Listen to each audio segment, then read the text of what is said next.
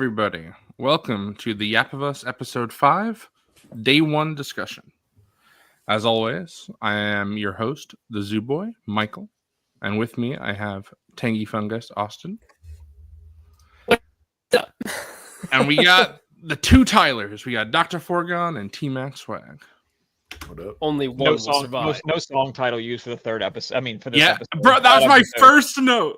Bad That was my episode. first note. They botched it. Yeah, They didn't commit.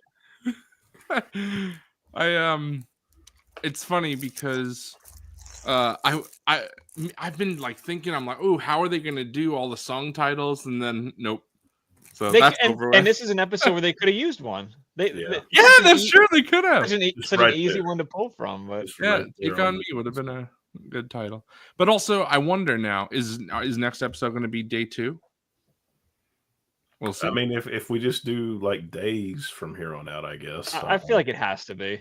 I feel like, I mean, why would you make one day one and then never do that? Right. Again? Yeah. You know? Day 2 was the very last episode of season 3. Day 1 is actually the name of a song. We just don't know. It's That's right. It's the meta game. Yeah. People who watch this regularly should know that Star Wars Collective Jacob is not here. He also was not here last week, but he apparently will be joining us at some point tonight. We will see. He got held up at work. So we'll see how that goes. But we'll get right into it. Before I say that, I always forget. I always forget. How do we all feel? Thumbs up, thumbs down. All right, ready?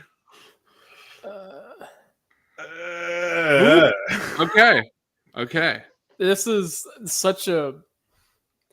If I go like down here, I'm like, oh, it's terrible. I hate it. But it's like there's stuff I liked. There's stuff I didn't like. I'm somewhere in the middle. I also feel like I don't have my full opinion on it until we kind of discuss it. You know, I need to hear everybody speak. Bro, I need to see you just thumbs down it. Just commit. Just full commit. Like, drifting. Fuck this. No. There we go. All right. Good night, guys. What up, Harpo? But what I was going to say is maybe you guys might find this surprising then. This was my favorite episode of the season so far. I really enjoyed this episode. It's funny because before last week's episode, before we did the Yap of Us, I'm saying it was right after last week's episode, so that would be episode 3 of the show aired. I was like, man, that's kind of a waste of an episode. I feel like there was so much stuff there that was not in the game, and I feel like didn't really do much. And then I talked to Austin about it, and Austin's like, nah, you're fried. and then I, obviously Austin and I, we just like, I talked to you guys a little bit. I don't like going into in-depth detail because that's the point of this. If we talk about it, then what's the point? Yeah, bro, you gotta get your mind out. You know? Yeah, exactly. But just a little doesn't message me at all, bro. But just we had this little thing, and I was like, okay, let me think about it. And then obviously, as I said, I don't want to repeat myself, but last week, then I watched it or did my skimming where I do my notes, and I wound up liking it a lot more when I thought about it. So. What up, Commander Marsh? What up, Marsh? And Commander Cook. Yep, facts, very true. But this episode, I loved it from the moment I saw it, and letting it sit for a few days, I still love it. So, what's up, Justin? What up? Like the episode? Hell yeah! I will say it is. Go ahead. I liked the episode, but I kind of feel, I don't know. I feel like the last 3 episodes we got to really pick up, Mm-hmm. But I did like the episode. I know, and I think I told you guys. I'm pretty sure I told you guys, but I won't say just in case people don't know. Or maybe I said it on stream and I'm an idiot. I don't know. But one of these episodes, I know which one is a flashback episode. Yeah. So we only have 2 more episodes that are not flashback. But it kind of makes sense if you think about it, because for people who don't know, it's divided into Seattle's day 1, 2, and 3.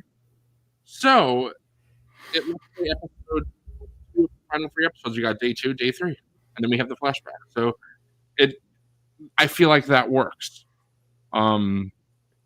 Especially I see think how my things- issue though is in the game day 1, day 2, and day 3 are they're longer than an hour. They're longer than 53 minutes, you know. Mhm. And I think I started to feel some of that cut down. Like I loved this episode, but I also have some more worries than I think ever before after this episode because we cut Okay. down on a lot of the stuff. I wonder- that happens. I think you're starting to see how much gameplay there really is in part Yeah. 2. You know, I was how gonna many say, I wonder sections if there we- really are. I wonder Yes. if we feel that way because we played the game. That it. Yeah. I mean, obviously they definitely cut, obviously for sure. But I wonder Right. if it's just harder for us because we played it. Which Mhm. you know, there's not much you can do about that. But Yeah, for sure. I do agree with Tyler how I could see that there's just a lot of gameplay stuff, and unlike a lot of other games, though, gameplay you can't just tell the story of Last of Us with just cutscenes, because Neil Druckmann has talked about this all the time. When he makes a cutscene in the game, he realizes, unlike someone like Hideo Kojima, who I also love, but a very different style, that every second that you spend in a cutscene is another second that maybe someone will skip it, or they don't care and they want to get back to the gameplay. So he tries to keep it concise and tight. And then when you're in gameplay, it's almost like the Aaron Sorkin walk and talk dialogue where you're going Right. through and then Joel and Ellie are talking, Ellie and Dina are talking. Uncharted does this as well. Nate and Sully talk, Nate and Elena, Nate and Chloe. So that type of gameplay design that Naughty Dog does lend itself more into having gameplay, quote unquote, shown in the show. But I did think that this episode did a good job of that, especially when we get to 2 key scenes, but we'll get into that, of course. But for me, I think the best part of the entire episode is Deli. We get Dina and Ellie relationship building. And to me, that was my I can't favorite believe you part. just said that. I can't believe you just Deli. said deli, bro. All right, I What gotta is go. this? I got that. I cannot. I believe love Dina and Ellie. I love their relationship so much. And I just really enjoyed how the show has built it up, which some people haven't. And I'm interested to hear your guys' opinion on this, because that is something I've seen some criticism of. And I will address that, of course. But before we get into that, the opening scene is Isaac's backstory. And Hell yeah. this was something that I thought was very interesting because, like lots of stuff in The Last of Us, this story is told through collectibles. You get these notes in the game, you can pick them up, you can read them, and they tell you about things that happened prior to the events of the game. So this was something that it wasn't exactly from the game, but you got to have, it was more expanded upon. So in the game, Isaac is not former Fedra like he is in the show. However, I think it works because it's the same type of situation. In the game, there are notes that say there were Fedra deserters that joined the WLF. So the show makes Isaac one of those deserters. And you can see when you watch this scene that maybe Isaac is betraying Fedra. But that's kind of true. But based on what Isaac says in this scene over and over again and what he does, you really see that maybe Fedra is betraying Isaac. Because when we see Josh Peck, as Phil the Bob is saying, he's kind of an asshole. Yeah. And pretty much everybody in this truck are assholes. They really don't seem to care about what they call voters, mocking them. And there has to be some empathy there, but there isn't. And this, I think, is where the problem, where Isaac realizes, nope, this isn't for me anymore. They have betrayed my ethics, my morality. So I'm just going to leave them. And I didn't catch the guy's name even when I took my notes. I don't know if I just missed it or if you guys did. But the guy that he calls out to come with him, did they give him a name? They did. I don't remember, but yeah, I think they do say his name. Okay. Well, I'll tell you in 1 second. okay. Well, while you're looking that up, I thought that was very interesting because I didn't know where that was going to go immediately. I was like, okay, so he's telling him to come with him for what's the purpose here? His name is Burton. Burton. Yeah, Okay. that's what it was. So you see that Burton, he's the only one that's, maybe not fully on board with criticizing all of the voters and making fun of them and all of that. So it was nice to see Isaac, as we eventually see, saving his life because he killed the rest of the soldiers. So we see that Isaac sees, okay, there's some morality here. Maybe you're not too far gone, which is a very interesting juxtaposition to what we see later in the episode, for sure. But this was also 11 years prior. It was 2018. It's 2029 currently in The Last of Us. So that was interesting to see because we know the apocalypse outbreak day started in 2003.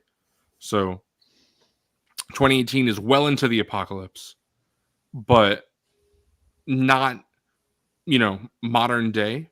So we see that Isaac, who is the leader of the WLF, at this point wasn't even part of the organization. So in about a decade, he went from joining to being the leader, which obviously a decade is a substantial amount of time, but stuff happened in those 10 years, of course, that allowed him to quickly, relatively, take control. So I thought that stuff was really interesting, especially for what I assumed going into the episode was going to be Ellie and Dina focused based on previews and things I've heard. So seeing a focus on Isaac for a bit, that was cool. I enjoyed that. Yeah, I'm glad that the cold opens are back, even if it's just for this week. Jeffrey Wright is like one of my favorite actors. Fantastic. And it's just excellent that they were able to bring him back over from the game and yes, just like Marlene from season 1. Give him like more time as this character. This is the stuff like this cold open and the scene that we see with him a little bit later are why I like this as a show adaptation. Mm-hmm. When they add things like this, where we didn't get a whole lot of Isaac in the game outside of collectibles and stuff like that, or implied story. So allowing him this whole extended sequence with Josh Peck and the other Fedra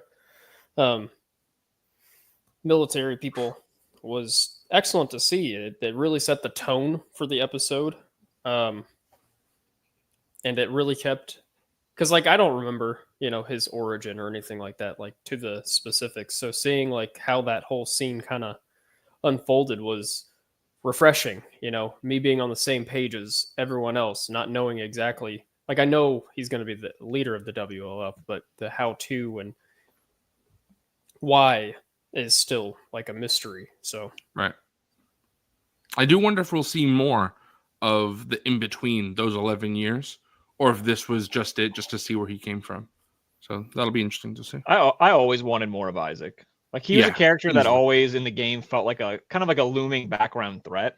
But every time that he is on screen, it's very, very effective and he's very scary. So, but I don't know, he's so interesting that I always wanted a little bit more of him. And even seeing more about Fedra, because even in both part 1 and part 2, Fedra, it's implied that they're shitty. You see them doing shitty things, but you don't really know too much about Fedra. So it's always cool to see little slice of life things like that too of them, obviously in the back of the truck, just like shooting this shit, being assholes. Like it does kind of expand out of who they are and everything.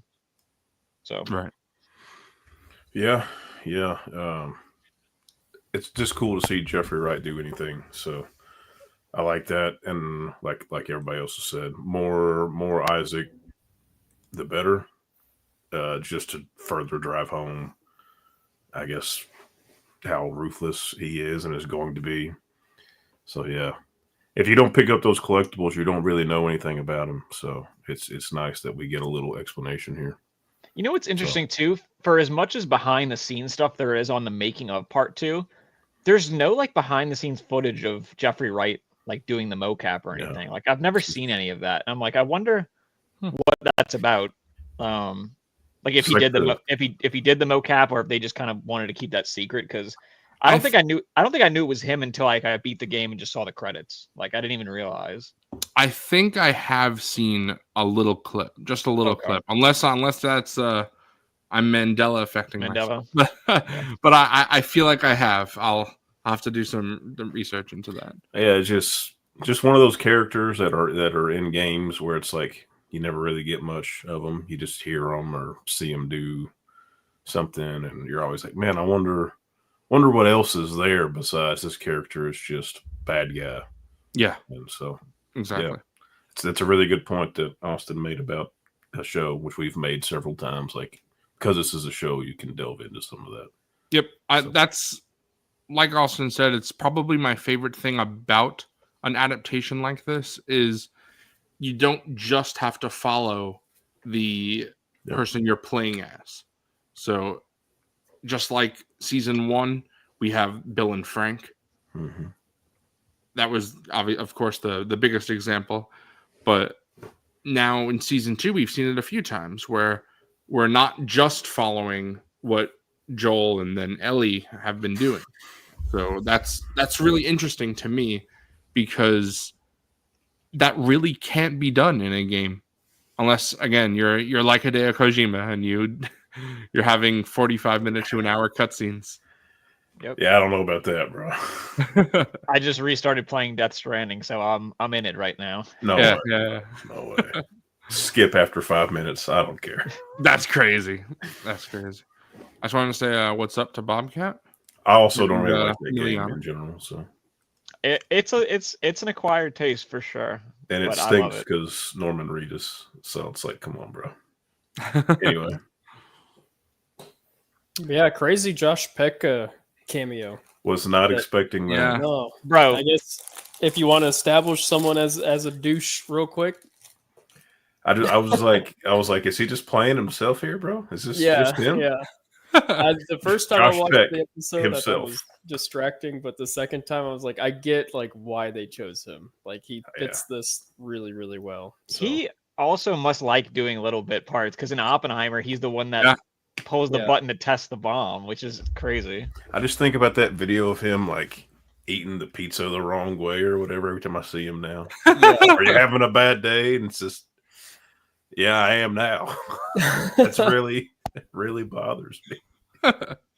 Yeah, I think he I forget what, I'm pretty sure he was in a show with Jeffrey Pierce, who plays Tommy in the game.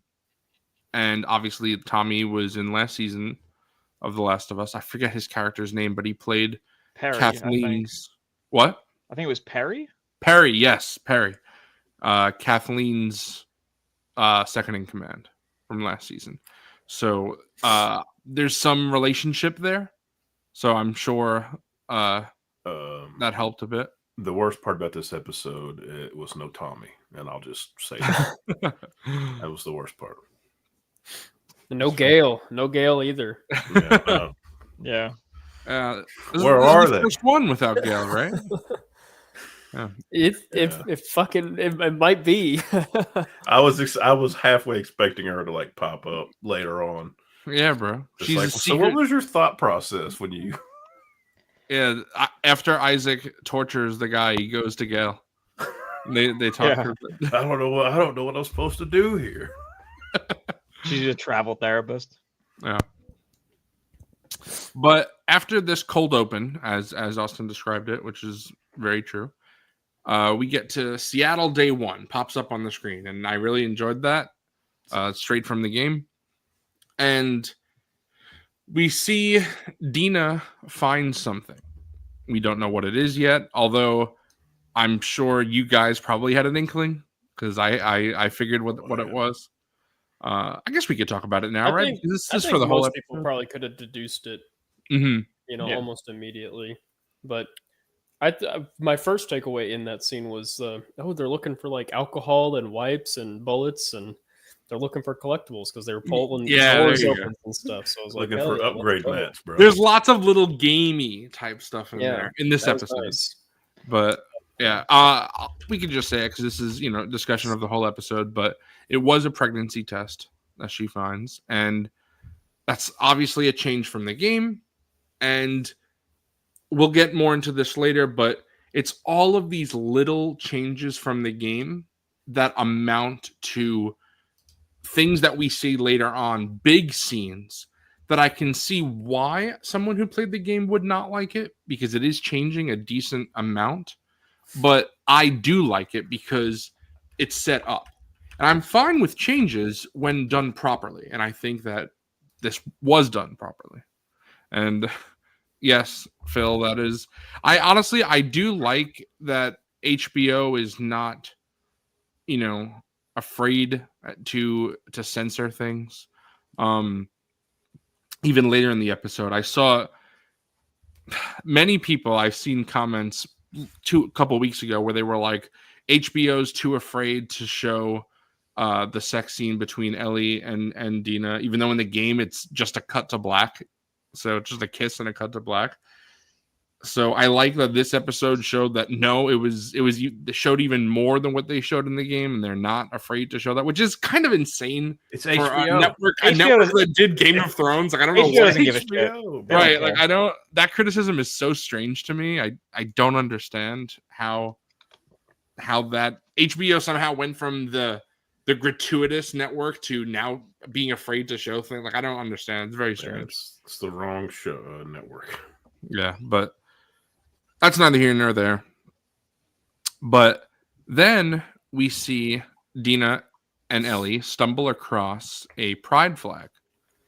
And again, this is something that justifies the apocalypse starting even earlier in the show because they don't know what pride is.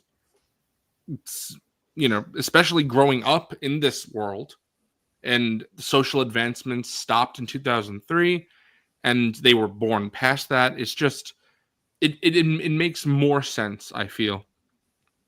But it is kind of sad because obviously they know bigotry. We see that from Seth.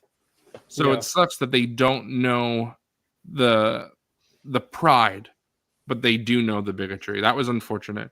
Right. But I like the comment, and I'm pretty sure it's straight from the game, where I haven't played this part unfortunately yet. I'm gonna have to do that later or tomorrow.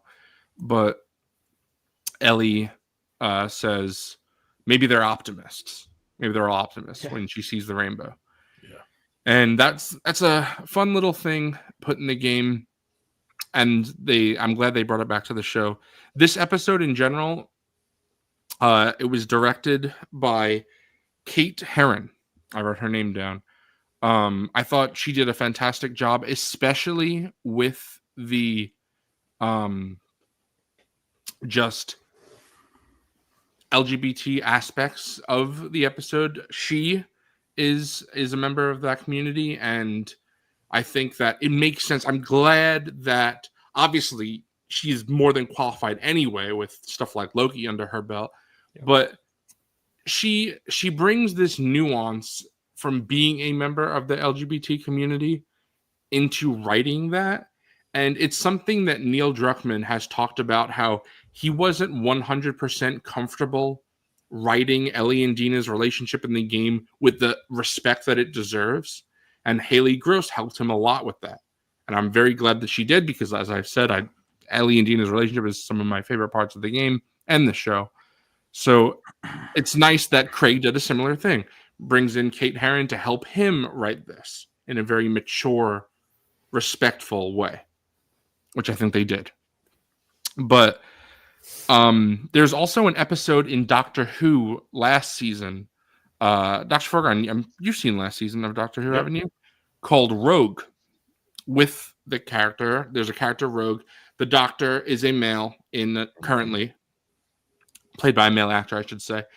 And in this episode, the Doctor has a relationship, or a fling, I guess, with this. It's a great episode. Yes, fantastic episode with this really character good. named Rogue, played by Jonathan Groff, who plays it fantastic. And this episode was written by Kate Herron, that Doctor Who episode. Oh, I didn't know that. Yes, that's why I bring it up. So she did a fantastic job with that, with, again, such respect and nuance and care. And she did the same thing here. So major props to Kate. We've talked about it plenty of times. I think Austin has brought it up most times. The different directors that have worked on this show. But I think for this episode specifically, with such time dedicated to Dina and Ellie, that it makes sense for someone like Kate Herron, so qualified and has experience in writing like this before, to do this. So I thought that was very well done. But then we also see that, again, a little thing from the game, they find a tank. And it's all these little things, especially the next scene that we get to, that are little optional moments of the game. And they bring them into the show. And I love that, because if you're someone who doesn't explore, or you don't, I don't know why you'd play The Last of Us for this, but if you don't like the story in games and you're just for the gameplay, you'll miss a lot of this stuff. Or maybe you just somehow, like Dr. Ferguson, wasn't it you who missed the Take On Me scene the first time you played? I missed it. You missed it. Okay. Yeah. Okay. So, yeah. So, obviously we know Austin cares, but sometimes you just miss something. So that's it's not saying cool. I didn't miss other stuff, because I know I did. Yes. Yes. But yeah, I didn't. I'm a sucker. I see a guitar in a game that I can pick up and play. I'm doing it. Right. Yeah. All these little things. I don't remember if it was the first time I played. I think it might have been, but I did miss the music store, the entire store at one point. Damn. So I just don't remember, because as soon as I played the game, I played it again. And one of those times I got the music store, but I don't remember which one it was. Unfortunately, that scene is so important too. It's insane. It is wild missable. that it's missable. Mm-hmm. I get why, because Neil Druckmann has talked about how it's like it makes it mean something, that an important scene is optional. So you stumble upon it, you're like, oh my god, what if I didn't? If I just didn't go in this store? So I understand that, because it's not plot relevance, it's only character relevance. I say only. Obviously, character is very important, but I think that's why he does it. Well, I know that's why he does it. That's what he said. But obviously, we're getting into the Take On Me, and I don't want to get into that yet. But something that comes into play later in the episode is Dina's sexuality. And Isabella Merced has said that she believes that Dina does not know what the word bisexual means in this world, because of how she grew up and the year, and again, the social progress that stopped in 2003. So I think that, combined with what we see with the pride flag and the rainbows, it's almost a bittersweet thing, where you wish that it was different for them. But obviously, we all, of course, are very supportive, but we see how that kind of stuff happens today. So even with progress over the last, would be 2023 to 2003, 20 years, 22 years, there's still problems like that today. But I did think that it was done in I keep saying these words, but in a mature and nuanced way. So I was very pleased by that. I don't know if you guys have anything to say specifically about this little part. Yeah, I like the little nods to the game, and I liked it in the sense that, like, they obviously, like in the game, they also don't recognize any of it either.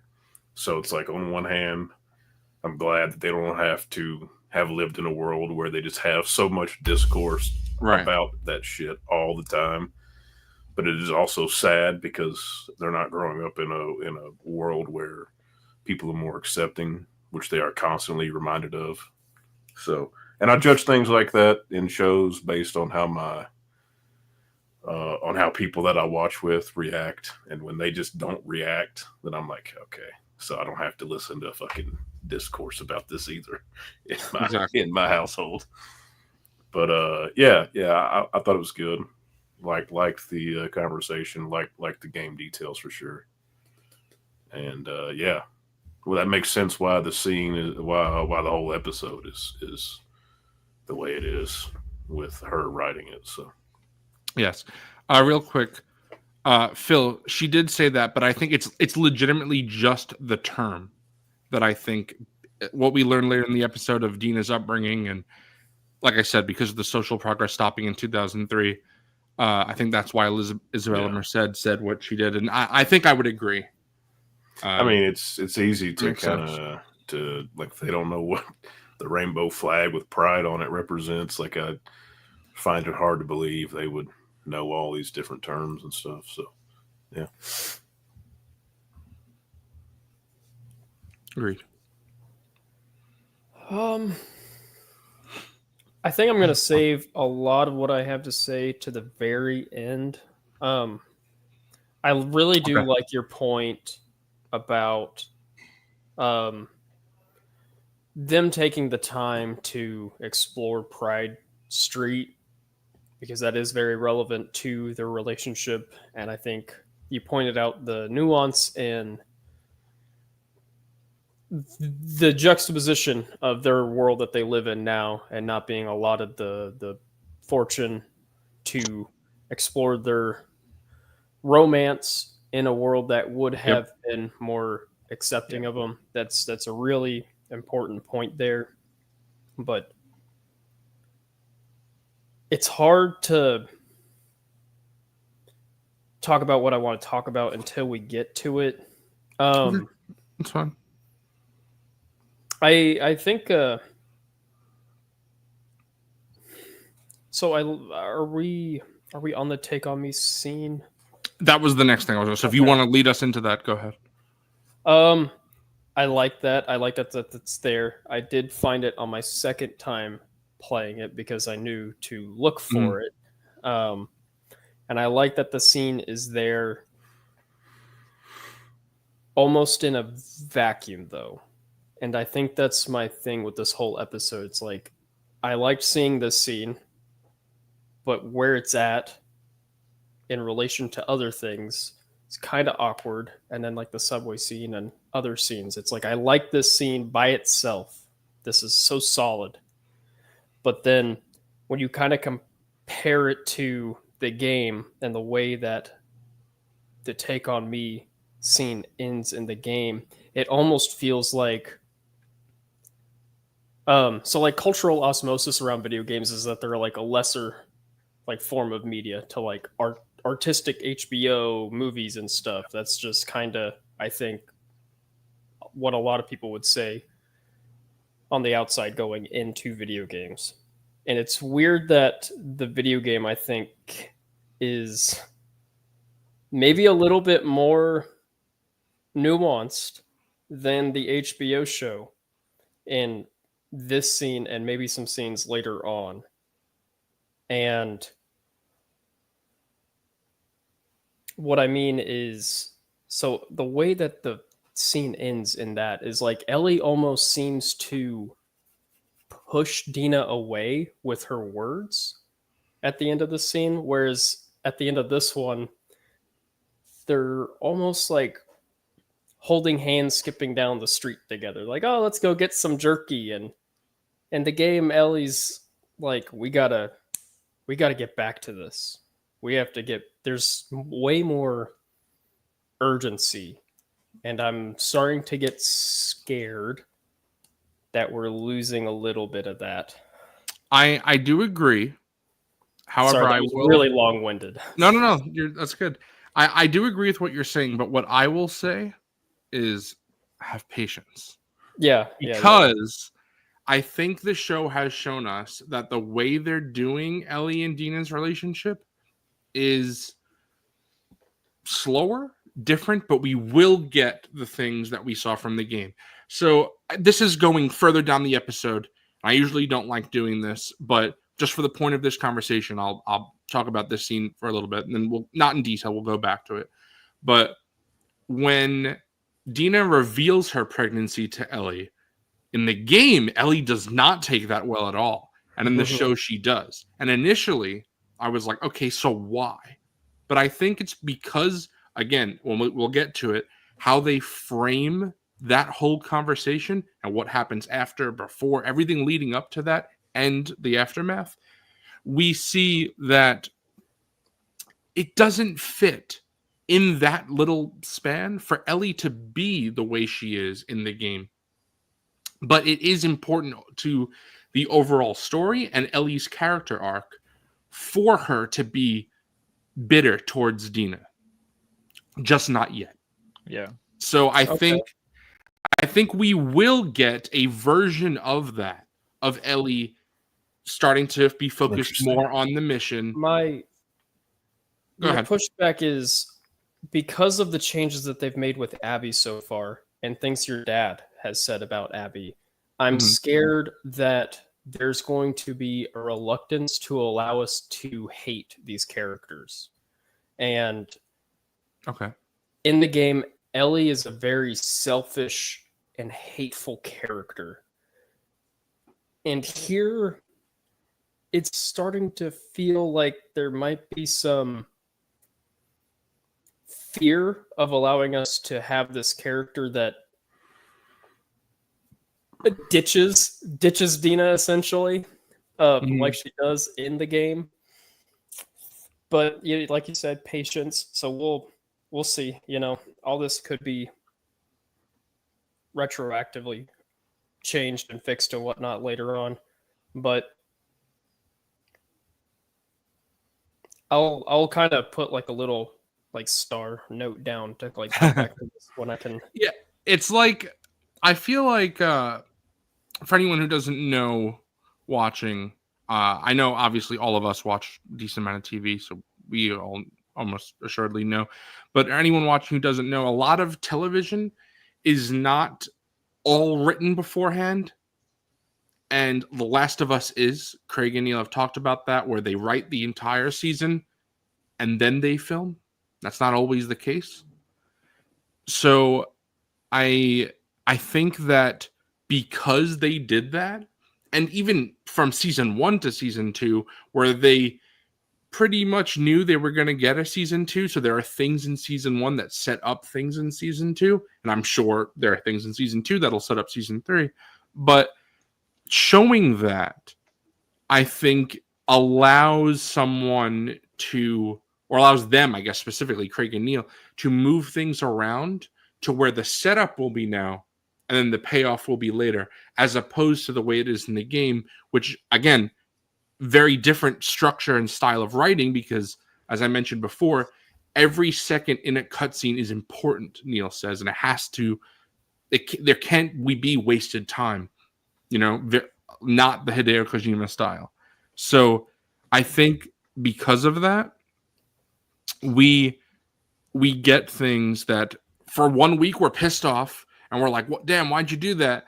And then they do that in a different way. And at least for me, I'm like, okay, like now I see, now I see. And it makes me feel that, again, I of course I always praise them, but specifically in this aspect, it makes me feel that Craig and Neil really have this whole thing planned out. It's very intricate and they know exactly where it's going. Isabella Merced even said in an interview last week, or about last week's episode, I should say, that Craig said that the gays are going to hate me for a week until they don't, because a lot of people saw, and obviously, I didn't spoil it for anybody, I didn't comment because I don't want to ruin people's experience like that, but I saw some people say that they weren't going to have Ellie and Dina's relationship at all, they were going to just stay friends, like maybe questioning friends, and that's it, and they weren't going to actually be a relationship. But obviously not the case. When they leave to go to Seattle, they are already in a relationship in the game. Not the case in the show. And because of that change, all these other things have to happen. Yes. Because if they're in a relationship in the game and not in the show, we can't expect the scenes to be exact. I'm not saying that you do. I think that's but where a lot of my qualm comes from. Right. I took great issue with like the Horde in episode 2, right? And then I took issue with the 3-month time jump. And now I feel like at least I'm getting the repercussions of those changes where we didn't have, 3 months of Ellie and Dina like getting together. The mission to avenge Joel has been deflated a little bit because they were forced to sit around for 3 months. We didn't do the what's his name, Eugene, weed scene. Moving all this stuff into Seattle deflates like the momentum just a little bit, and in a way that it's worrisome for me. So you, over time, do you feel like you've disliked these changes more? I think so. That's very interesting because I feel like while I was apprehensive at first, I've grown to like them. And the reason why is because I see what they're doing now. And I guess it just makes sense. Obviously, Tyler and Tyler, you guys can say if you like what I'm about to say, because I feel like I do and Austin doesn't. So I'd be interested to hear what you guys say. But in the podcast, which both Tylers, you watched that, right? Listen to it, I think. I didn't watch the one. I forgot. Okay. I totally forgot. Okay. And Austin, you don't, Mm-mm. if I remember correctly. Okay. So in this most recent podcast, Neil and Craig say that essentially everything that they have changed about Ellie and Dina's relationship, including the Horde. Now, obviously, there's other reasons for the Horde and stuff happening, but even with making the patrol switch with Dina being there, they said all of this stuff was little changes that they made for this reason, which is the final scene of the episode. So again, we're jumping ahead, but final scene of this episode. Yes, they said all of those. All right. So I wrote down this. It's it's written shorthand, so excuse me. But the whole thing was they decided a long time ago, before they even wrote individual episodes, that they wanted to expand Dina's character and not make her be on the sidelines for the second part of the game, which she kind of is in the game. They go to the theater, and really what we've seen, all the majority, there's still some more, but we've seen the majority of key Dina moments in the game, because at a certain point, Dina, she stays in the theater while Ellie goes to do other stuff. And as someone who loves Dina so much in the game, I never really liked that. I get it. I understand why, but I never really liked that. And apparently this was something that from the get-go, Craig and Neil decided they did not want to do. They wanted Dina to be there throughout the whole time. So in order to make this happen, they did all of these little things like changing the patrol and making there be a 3-month time jump, making Dina go back to Jesse, making Dina and Ellie not fall in love until Seattle. So all of these little things to make it so this happens now. And I like that a lot. It's the ripple effect. It's kind of like what. It's so weird. It's kind of like what Austin is saying, where it's like what we have currently is a product of the ripple effect of the changes they made in the beginning. Mm-hmm. And I'm more bothered by the changes in the beginning, and I'm more open to seeing what we see now. But it's so hard to judge. I just need to see where it goes, Yes. because I do think it is important for Dina to be sidelined in the game. And another annoying aspect of everything about the game is there were a lot of people at the time that were like, oh, she's just used as like a pregnancy tool, basically, to kind of like, as like a plot device. Yeah. A lot of people didn't like that, but I always kind of was like, fuck those people. Like, it makes sense for the story. Yeah. So on one end, it feels like another one of those, the analogy or metaphor that Austin used of the deck of the house of cards or whatever. Back to that. Where it's sort of like, it's like, damn, dude, like y'all, it feels like Neil is kind of, and again, more Craig's show, but Neil heavily involved. It almost feels like they're shying away from the choices that they committed so hardly to in the game. But again, I got to see it through. It's so hard to judge right now because we just don't know what's coming. Yeah. So the main thing I want to echo what Tyler also said there is like, I don't know. It's going to be hard for me to have a full opinion until we at the end.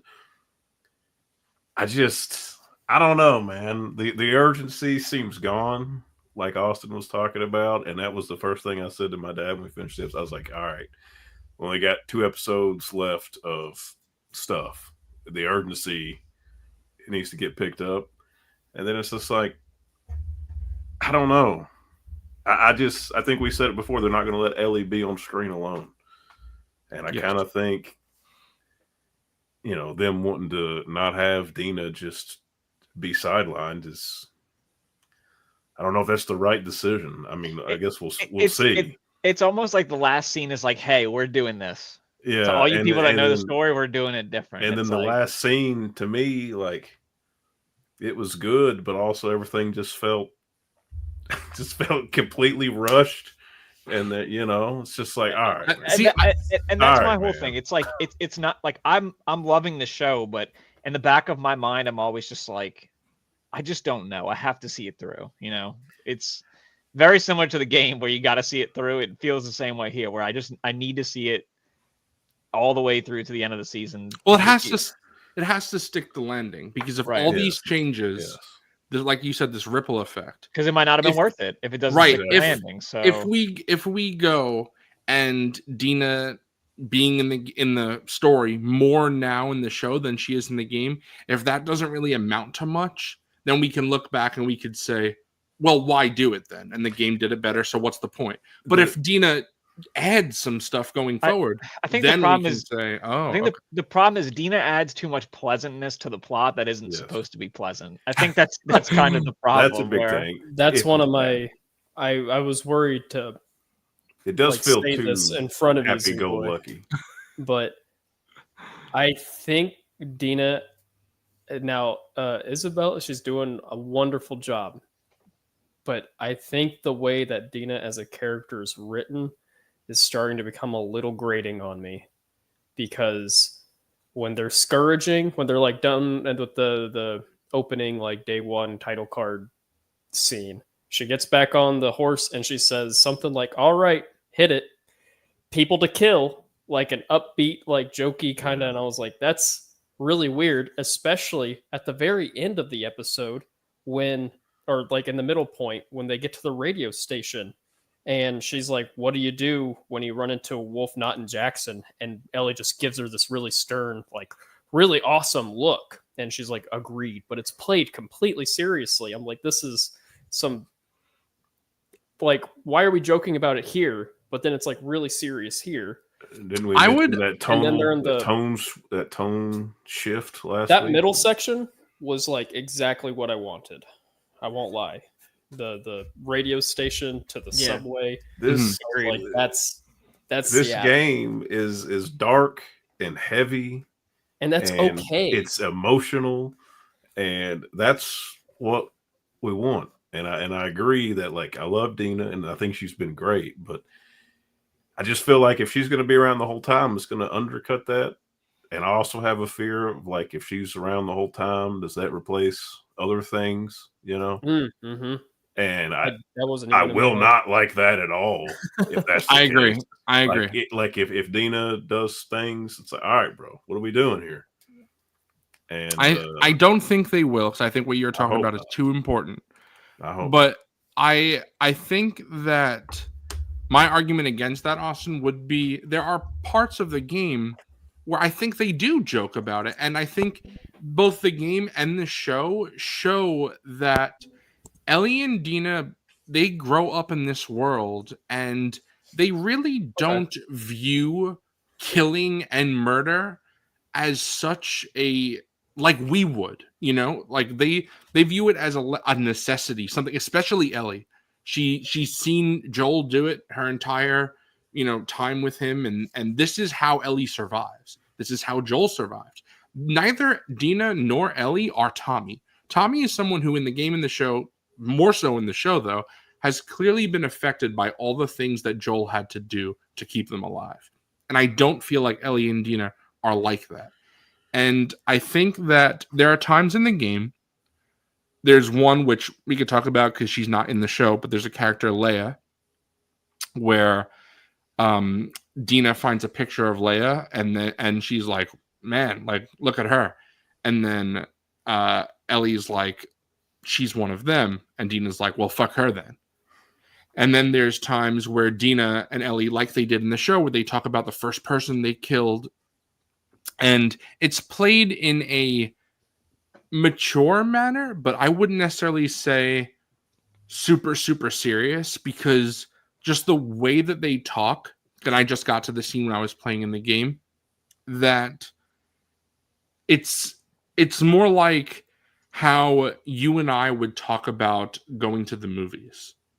It's not a, if I talk to you about the first person I killed, that would be a much heavier conversation. Yeah. You know what I mean? So I feel like there are little aspects of that over and over again where Dina brings that levity to the game. And I can understand, of course, you don't want to hem it up, and you don't want to make Dina do that too much. But I think Dina is the key to Ellie's humanity. And of course, if she's there too much, then the whole aspect of the game that you're talking about, of the story, of Ellie losing some of that, we won't get to see if Dina's there too much. So I 100% get that.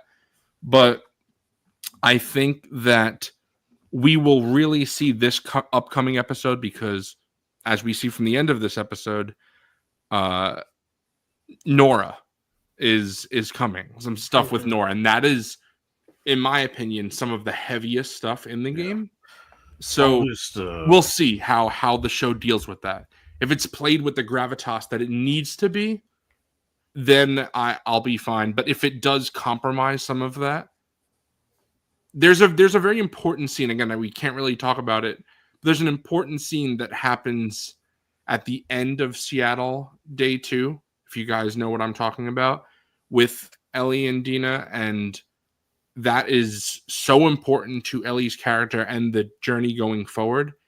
And that is not a happy Dina scene. That's a brutal scene. So hopefully the show does have that. And I think Isabella Merced is a good enough actor where she can pull that off, as we see in later scenes in this episode where she has her gun on Ellie and her dramatic acting.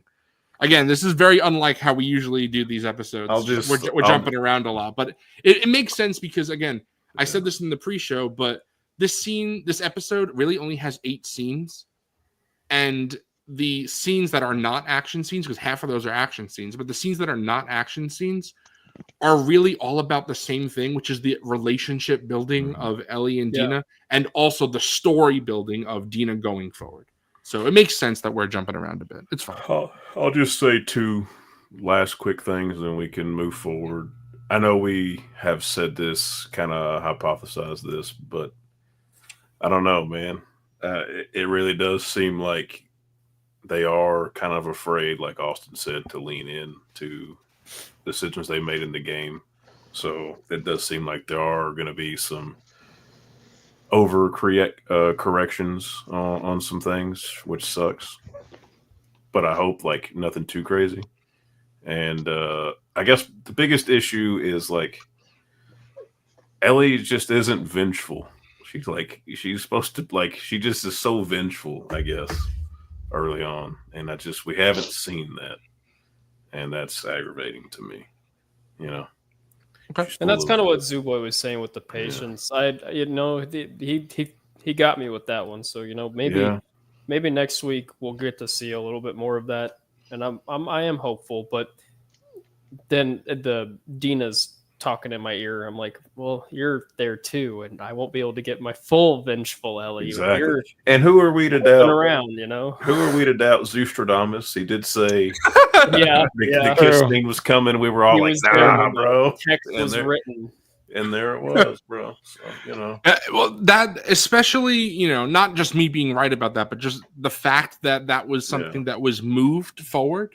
It makes me think that a lot of this Dina Ellie stuff will be moved out of order, because Austin's right. It is important to see the way that Ellie is in the game at this point that we're not seeing in the show. That is important. So if the show doesn't show that, then it is substantially changing a part of the story, especially part of Ellie's story arc. has changed. Right. So otherwise, there are aspects of The Last of Us that make it more than a revenge story. Because right now, everybody knows Ellie's going to Seattle to kill these people to commit revenge. Is this a revenge story right now? I thought it was a romance getaway. Bro, I thought it was Seattle. Yeah, it was Sleepless in Seattle. That's what Big vacation. Yeah, it's very funny because I have seen people. My brother criticized that. My brother said that he wishes that they cut the Take on Me scene a little bit short, a little long. And he said he wanted them to show more of the subway because he felt like all the WLF got down there and then they're not a threat anymore. It's only the infected. And he said he wished he got to see more of that. And I was like, "Shut up, bro! You're fried. You don't get it." Do you guys? But honestly, like, I get it. It's just for me. When we get to the subway scene, I have literally 2 notes for this, and then when we get to like the Ellie and Dina theater scene, I have like 12 notes. So it just it shows what matters to me. Like the subway scene was cool, and I like what it does. But I like what it does for Ellie and Dina's relationship. So it's just, I think it's also just very different. It's what different people want out of different things, because I know a lot of people are going to be upset that they cut the school. It seems like that it looks like they are going to cut Hillcrest, but it doesn't bother me. But I feel like it could bother a lot of people who care about that kind of stuff. But for me, it's like that kind of stuff is just very gamey. Yeah. And so I get it. And of course, you can say that Ellie being alone and doing all these things, it makes Ellie who she is, and I get that. But I think that there's other ways to show that other than, Hillcrest could be like a 3-hour combat sequence in the game. Bro, we may be on here. So we may be on here next week talking about God damn it, Zoo was right again. They fixed all of our qualms in one episode. Yeah. I think, again, even though season 2 or The Last of Us Part 2 is being told over 2 seasons, I think by the end of this season, we will at least, if it ends where we think it will, because I think we all have the same idea, and obviously we don't know for sure, but if it does end where we think it will, I think that will showcase the plans going forward for season 3, but also if the decisions that they made, all these little things, the ripple effect, as Tyler said, made sense and landed for us. Because if it didn't, then it kind of makes the whole House of Cards fall apart. Like also shout out Bella Ramsey for for crushing Take on Me. Yes, I have that's one of my notes for this. Love that song. Loved it in the game. Yeah, I didn't think it was I didn't think it was long. I know a lot of people thought it should have been shorter. Either way, I don't care. I've seen people say it should be shorter in the game, which is kind of crazy because it's optional. Just don't do it if you want it to be shorter. I honestly don't care about the length there. Same as if they were to ever show other songs, I also wouldn't care about the amount of time that they played them. It's HBO. They can extend extra minutes if they want to. They doesn't have to. It's not a hard hour. So. And also going back, into the scene by scene now. So we're going back to the Take on Me.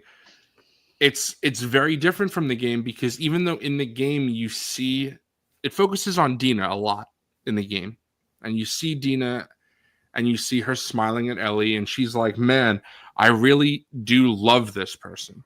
Yeah. In the show, it's really played as I'm falling in love with this person right in front of the audience's eyes. And I love that Dina cries, her eyes well up, and Isabella Merced said in an interview that the director, Kate Herron, asked her if she could tone down the crying a bit. And because apparently she just naturally cried. Like just being in Dina's shoes and that she just... Also, they didn't take the guitar with them. So like how are we gonna get the guitar in the theater? They didn't take it with them. Also, not just that, but I kind of think it's funny how Ellie takes the guitar, bro. Yeah, right. Ellie takes the guitar out, make sure the little things are in there that like preserves the packets. Guitar. Yeah, like packets smells them. Like make sure the moisture problems don't happen, and then she's like, "This is it." She's so happy, and then like Austin just said, she just leaves it when she's done. I'm like, "What the hell, Ellie? What are you doing?" That guitar should have been around their back on the way out, bro. Right. But as you said, Tyler, I'm very glad that we got the scene. I think Bella did a fantastic job. They did learn to play that song.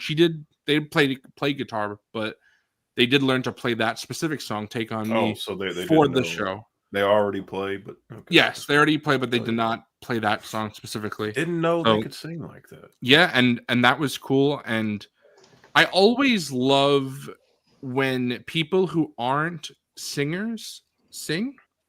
Yep. Because you get what's the word? You get like a performance in their voice where there's an authenticity to it. Yes, as well. Exactly. That's the word I'm looking for. An authenticity. I don't know if anybody ever knows there's always like charity albums that celebrities do where they sing. I know it happens in the UK quite a bit. I've seen it a lot in the UK. Where celebrities who don't normally sing. And an example for me, if you don't know this, Dr. Forgon, but Jodie Whittaker has sung "Yellow" by Coldplay on one of these albums. And Jodie Whittaker's not a singer. I don't think I've heard that, yeah. But she does a great job. And again, you can tell that she's great, so of course. Right, but you can tell listening to her voice that of course she's not Lady Gaga. Right, but yeah. she does well. She's better than I could do, of course. 100%. And it's that. Not saying that someone like Lady Gaga or Taylor Swift or any of the other great female singers out there are fake, but when you see someone who's not a singer just giving it their all, it is that bit of authenticity, like Tyler said, that I really enjoy. So seeing Bella in this scene do that, I thought it was very nice. And of course, as I said, major props to Bella and Isabella because both of them just absolutely killed this scene and really the whole episode. I know I've been praising Isabella Merced the entire time that we've done this show, but I mean, she's good, bro. Bella Ramsey, I feel like I said this last episode too, but if you are still complaining about Bella Ramsey, I feel like I don't know why. I don't understand. They're doing such a great job. So I don't know. I think Bella is doing a great job. But yeah, that's all I got to say about the take on me scene. Fantastic scene. Loved it. I hope they put Bella's version on Spotify. Because I know they put they're kind of crazy if they didn't. They put Tom Morello's cover of The Path on Spotify, and I've been listening to that for the last 2 weeks. I love that. So they could just put on. Like I know with like wrestling themes, whenever somebody gets a new one, it takes a couple of weeks for them to go up. Yeah, right. Could take it a little while. Yeah. But I think we can move on from Ellie and Dina for a bit. We've talked about them a lot. To go back to talking about Isaac, because the next scene we see Isaac for the first time in present day, and I loved this because. Well, I loved it for many reasons, but something that personally to me I thought was pretty funny. Funny is hard to say when it's a very heavy scene. But the Mauviel saucepans from Williams-Sonoma, my sister like always talks about Williams-Sonoma. So my mom and I during that scene we laughed. We were like, we gotta tell. You were like, oh, Williams-Sonoma, I know that. Exactly. So my sister always talks about them. So I thought that was very fun. But I love the idea of him being a good cook. I love that. Yeah, that's awesome. What else does he need to do? I'd love for him to cook for me. Yeah. I bet he's an incredible chef. I just Right. add it to the Rolodex of awesome characters he's been. I'm like, of course, he could cook across all these different shows and movies. Yes, I know that Austin brought it up before, but again, I just want to say Jeffrey Wright, just amazing. He's so Awesome. good. And Awesome. I was He carried praying. 4 seasons of Westworld on his back. I was You're not praying- lying, bro. You are not lying. I was praying that they would use him as they used him in the game. So I'm glad not only are they doing that, but they're giving him more scenes that were not in the game, because both scenes that we've seen now of Isaac were not in the game. So Yeah, I love this scene. It was fantastic. It established like so. Yes, there were so many much things that were established for sure. in like Was that, so little time. Yeah, it was incredible. It never before felt like you- exposition. Yeah. Yeah, before you go into it, was that the guy that he saved at the end of the episode? Was that, or not at the end of the episode? The end beginning? of the scene, Yeah. Yes. It- Yeah. when he's like looked over and he's like, he knows what he's doing. I guess that was supposed to be him.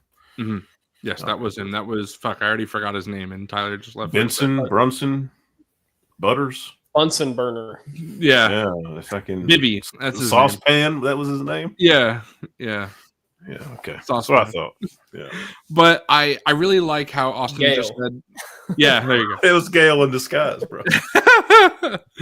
This scene, Da-da-dun, da-da-dun. Scooby Doo. Yeah.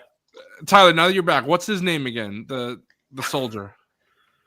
Oh my god, it's crazy that I forgot that fast. Is it Brunson? Buster. Burton. Was it Burton. Buster? Burton. I still have the Wikipedia page up. Okay, good, Burton. Okay, so I When you talk shout about out- he's like standing by the door and it's kind of like, Right. oh, like the Yeah. reveal Shout of out like, that yeah. guy. Yeah. Yes, right. How, like Austin said, there's so many things that are established in this conversation. First of all, we get the first time said in the show, not in the fucking things after the show, that they are called Seraphites, the other group. Isaac and presumably other members of the WLF, because we see the soldier wolf at the end, call them scars. So they're not First time we got. they're not that. just called Seraphites. We got scars, we got Seraphites.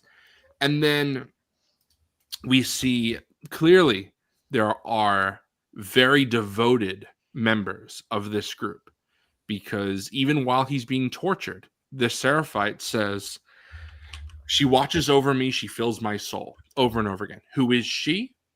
We don't really know, except we see that Isaac talks about this person, the prophet, where some people of the Seraphites do not necessarily view her as some sort of godlike figure.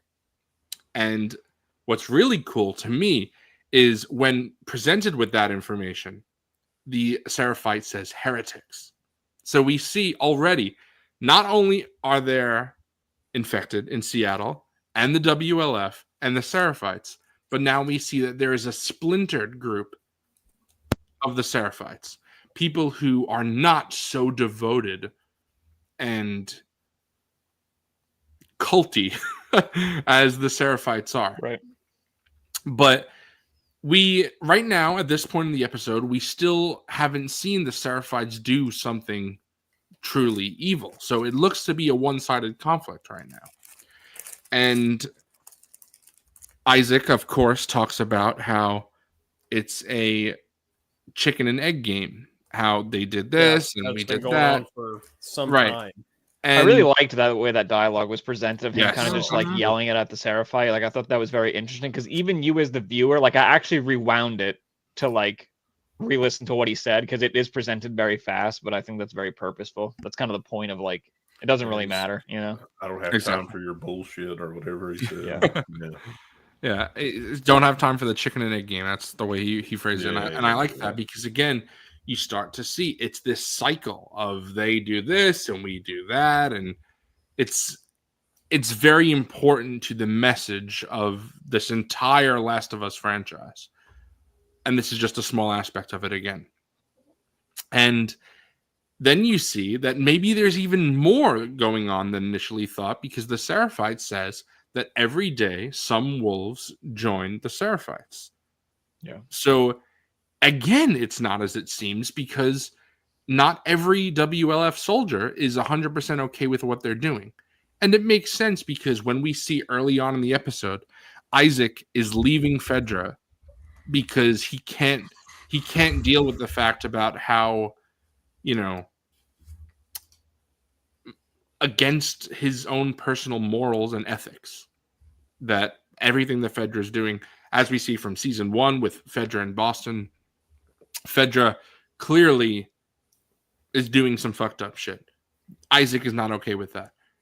However, then we see 11 years later, we see a complete contrast where Isaac is torturing someone. So Isaac has clearly gotten jaded over the years. But more importantly to me, I feel, is we see that the soldier, again, I forget his name. What the fuck is his name, bro? Burton. Okay. Jeez, this is the last time I'm bringing him up, so I don't fucking have what to. What an unimportant character, bro. We brought him up like 3-4 times. But Burton, we see he is the soldier who, while there's another soldier, Jesus, what's going on? Like, I can't, this is fucked up. And the whole time, this other soldier is saying, good, whatever, let this happen. And Isaac knows what he's doing. And then it cuts to him, and we see it is Burton. And Isaac kills the Seraphite because he knows he's not going to get anything else out of him. And Burton says, fucking animal. And you see that clearly some members of the WLF, like Burton, probably like Isaac, do not view the Seraphites as people. They're just a group that they got to kill. And that's something that I would draw a parallel to something that Austin said earlier about Ellie and Dina, which is, I think Dina brings it up first. She says, if we see WLF soldiers that are not ones from Jackson, what do? They don't say anything, but it's clearly seen that they're going to kill him, as they do, as we see later in this episode. So everyone in this area of Seattle, they are easily ready to kill, despite how, like you could extrapolate to the Last of Us franchise as a whole, but all of them are doing what they think they have to do to survive. And yet in this pocket of Seattle, they're all trying to kill each other. And as Dina says in the next scene, what the fuck is wrong with Seattle? Yep. Which is, again, a line straight from the game. But I do think that, again, Austin, you brought this up earlier about how it being a TV show adaptation, you could show things that are not just from the protagonist's perspective.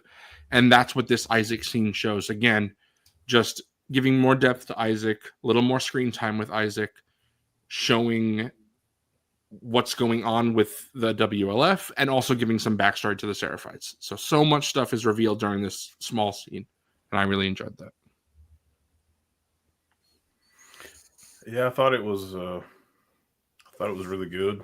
And again, the more Jeffrey Wright as Isaac we get, the better. Absolutely. I don't want to really retread on any of the other stuff you said, but I just after he says every day, a wolf joins to be one of us, but none of us ever leave and join a wolf. And then he just sticks his hand out with no fear of what's about to happen. Like he just doesn't give two shits, and that pisses him off enough to just take him out. I love that whole little ending sequence. Yep. She watches over him and she fills his soul. He's like, you know what? Fuck this.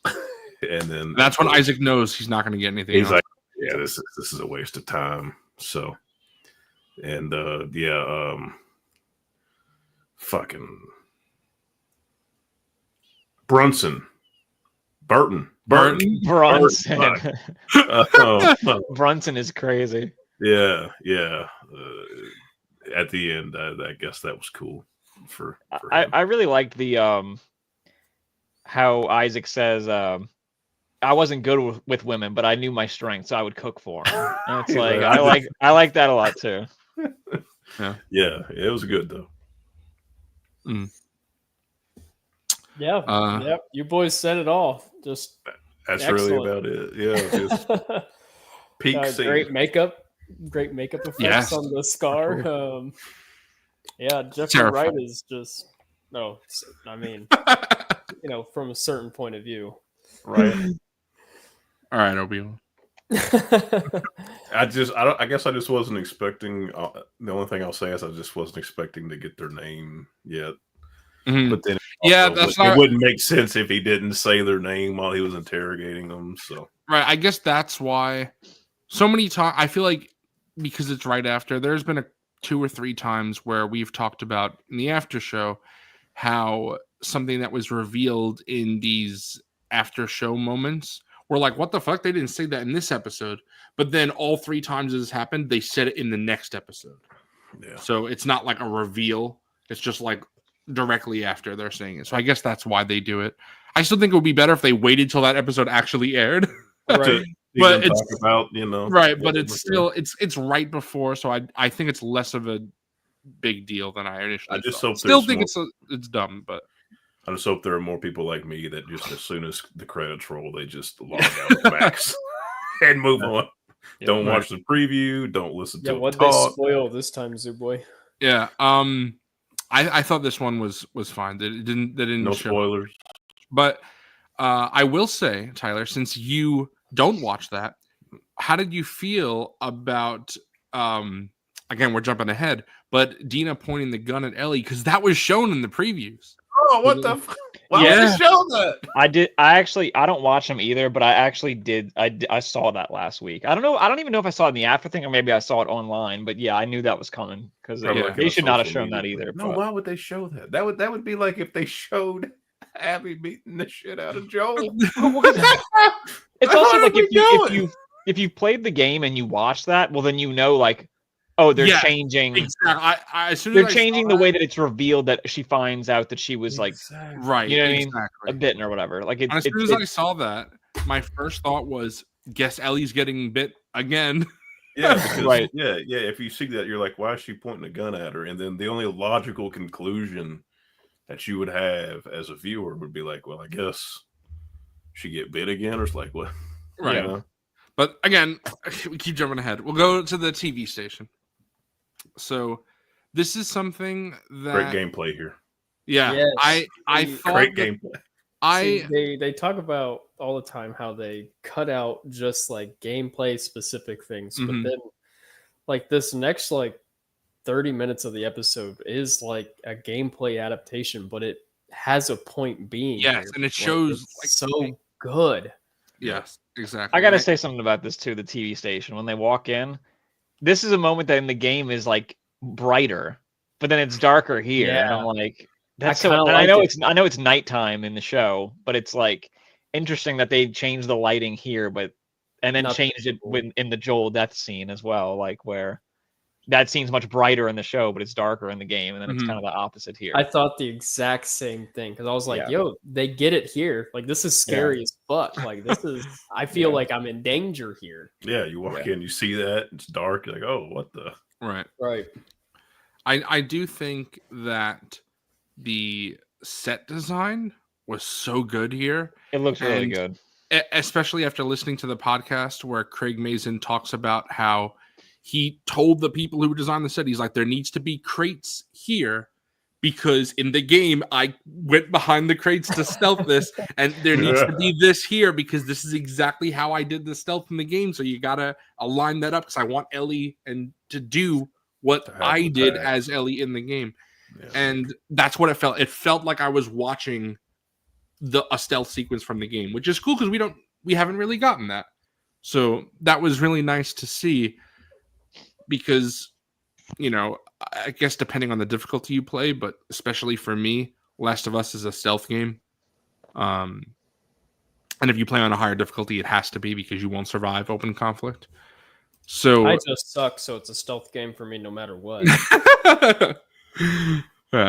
So you just, it was cool to see a key aspect of the Last of Us game series shown in this.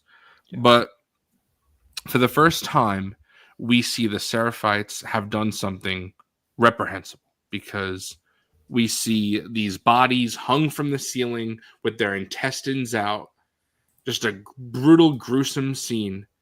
And then we see blood leading up to a wall where, written in blood, it says, "Feel her love." And that's something that I thought was pretty brutal in the game. So I'm glad that they brought that over, because I was gonna say probably the most brutal imagery we've seen in the show. I would argue, like, just the way that it's presented. For sure. And this is, again, we've already talked about it, but another hint towards Dina's pregnancy is she throws up again.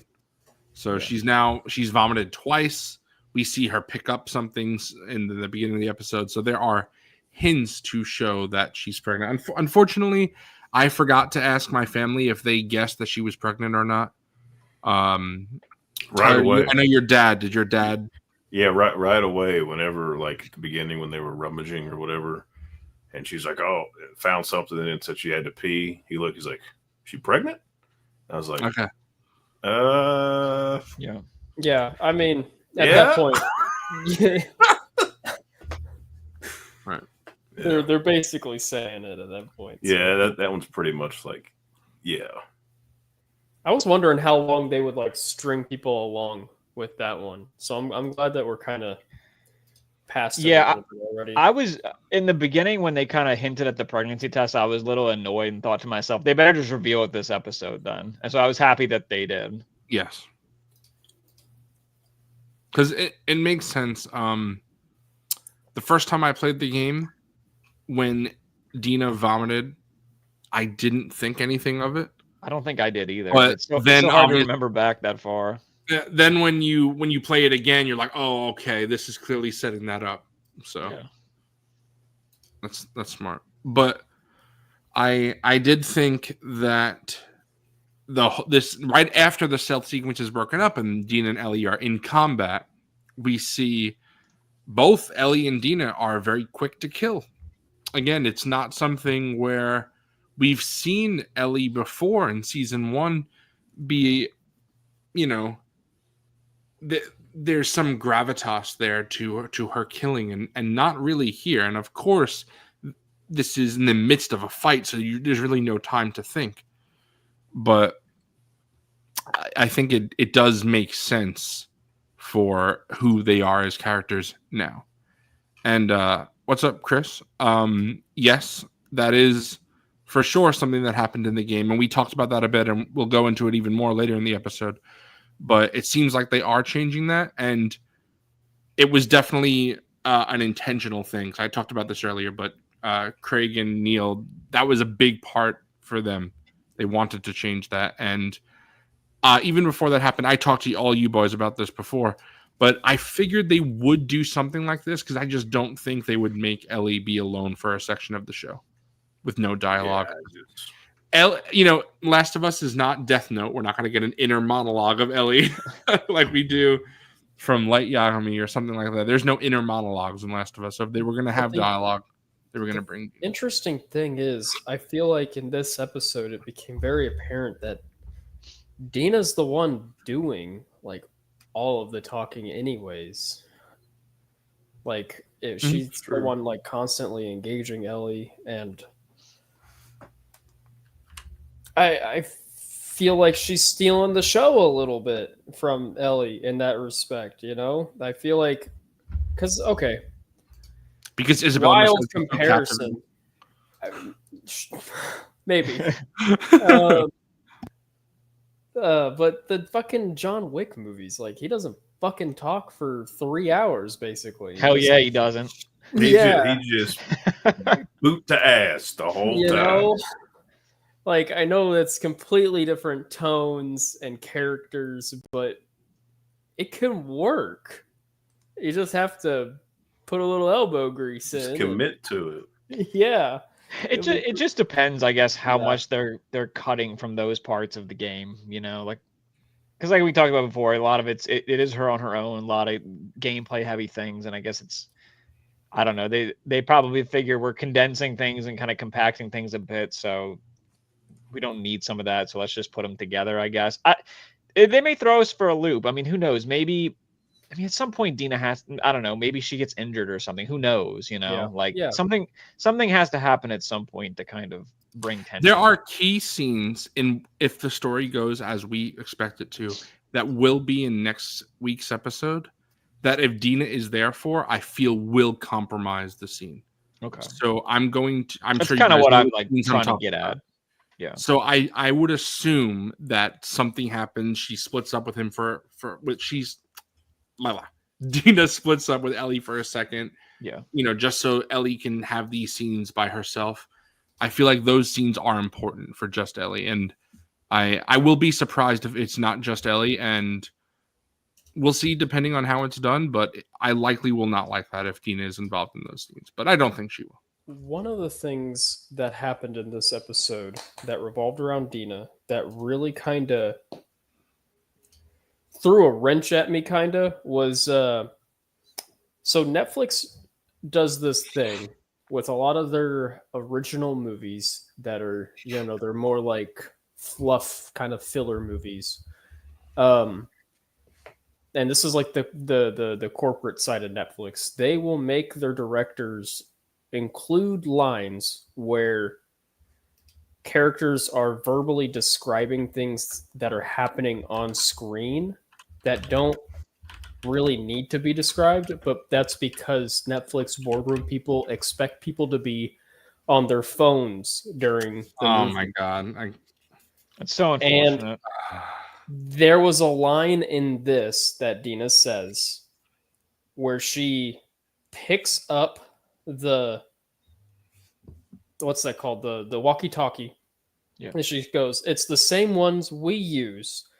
And I know it's such a micro thing, but I think when I heard that come out of her mouth, I went, this character is completely recontextualized for me. And I think maybe someone at HBO or someone at Max may have twisted Craig Mazin and Neil's arms about including her there to kind of do that for the audience that may be on their phone during this show. Because there was a couple more lines there towards the end. It was like once I saw it, even lines that she had in like the first episode, I thought back to it. I was like, when she sits down with Joel and she goes, she's fakes talking about the thing that he's working on. And she just jumps and asks, "Why is she mad at you?" We're kind of skipping, character building, and we're point blank asking motivations and stuff. Some hand holding with Dina. Yeah, a little bit. To me, a lot of that feels like it's just a Craig decision of, because the few episodes of the podcast that I have listened to, it's like, I don't even remember what we talked about, but we talked about something where Craig described something that he thought about a character, and I think, Zoo, you were kind of like, I think he's kind of getting it wrong a little bit. I don't remember exactly what it was. It might be something with Ellie's violence, maybe? Was that yes, what it was? that's what it was. And if I remember correctly, all of you guys were with Disagreed. Craig. Yeah. You were with Craig on this, where I was saying I don't feel like Ellie enjoys violence. I don't feel like she's fascinated by it, but I did see what you guys were saying after that. So, but that's what I'm saying. It almost feels like some things in the show that come off a little bit funky almost feel like it's Craig sort of projecting his feelings and thoughts about the characters just into the show. You know what I mean? Like certain moments feel more him than Neil. I feel like I'm not really describing well, but I feel like y'all get what I'm saying. Yeah, I feel what you're saying. Which, so it makes sense. It is Craig's show at the end of the day. So it could be an HBO thing, but sometimes I'm like, it's weird when you hear, I don't know, when you hear people talk about something they're really passionate about, it almost feels like they're pulling certain things, It's like, that's kind of what I'm talking about. Like you listen to Craig talk about it, and it's like, I don't know that you really get this as much as you do, but it's interesting that you do have these thoughts. You know what I mean? Right. That's like headcanon and things like that, too, me sitting here thinking about, why the fuck would they change the order of this scene? I know. I would love to be in the rooms when people talk about this stuff, like why these decisions are made. It's really, really interesting.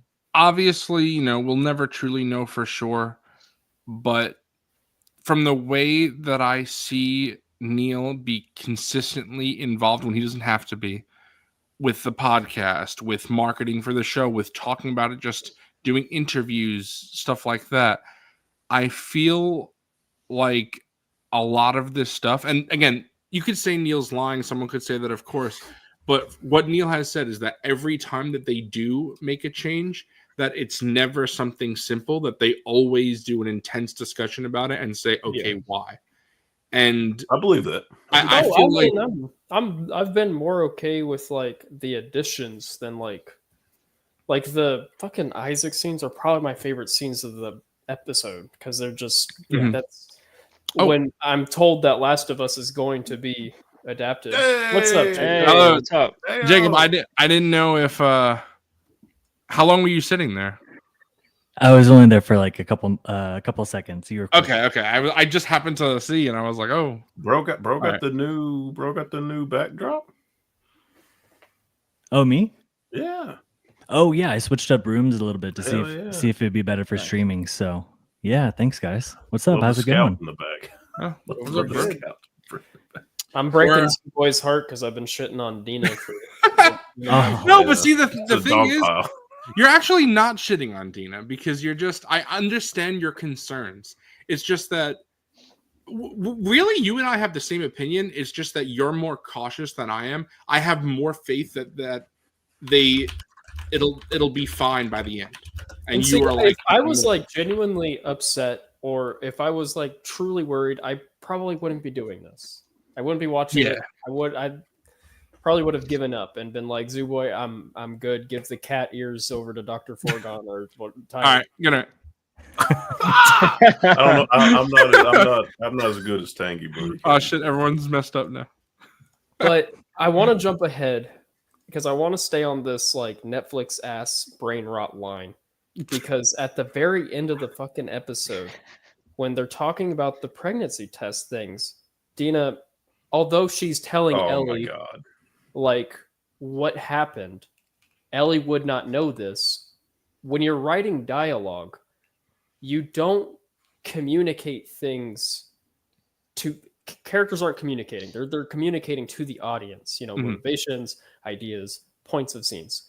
We already know why Dina peed earlier. And I'm sure even if you didn't play the game, your context clues, they're clearly withholding something. Hey, I need to pee. You are a smart person. You can put that together on your own. And now they're baby feeding, the audience. Oh, she peed on a stick. She peed on fucking 5 sticks. That shit. Why? Why did we? That was a Looney Tunes ass joke. No, but that's. Not I agree with you about the walkie-talkie thing too. Like, why, bro? Like, what? It's why? Not much to get hung up on, but it was like I noticed it, and it was a moment of, whoa, this is HBO, not Netflix right now, right? It's interesting because I didn't feel that way at all about the pregnancy test, but I did feel that way about the radio. I did feel like that line was like, well, yeah, we see it's the same one they use because they're talking on. Yeah.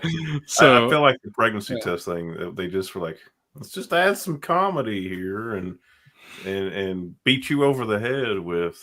I think a lot of the thing for the pregnancy test specifically is and again, it's maybe why Ellie is not as mad or not mad at all as opposed to the game, is because when we see her in the game, because there's no time jump, Dina has been pregnant the entire journey, and she withhold that from Ellie. And Ellie clearly doesn't like that. Now, whether or not it's the right decision is obviously up to you, but one could see why Ellie is mad.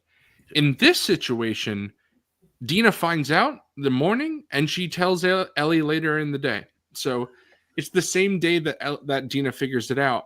And there's really the major difference to me is that in the game, Ellie is angry at Dina because she withheld information. In the show, she did not withhold information. She told her. So I see, it just makes sense to me that Ellie wouldn't be angry because of that. It got my dad to laugh, so I guess it accomplished its job. He's like, ha, ha. That's like, all right, so bro.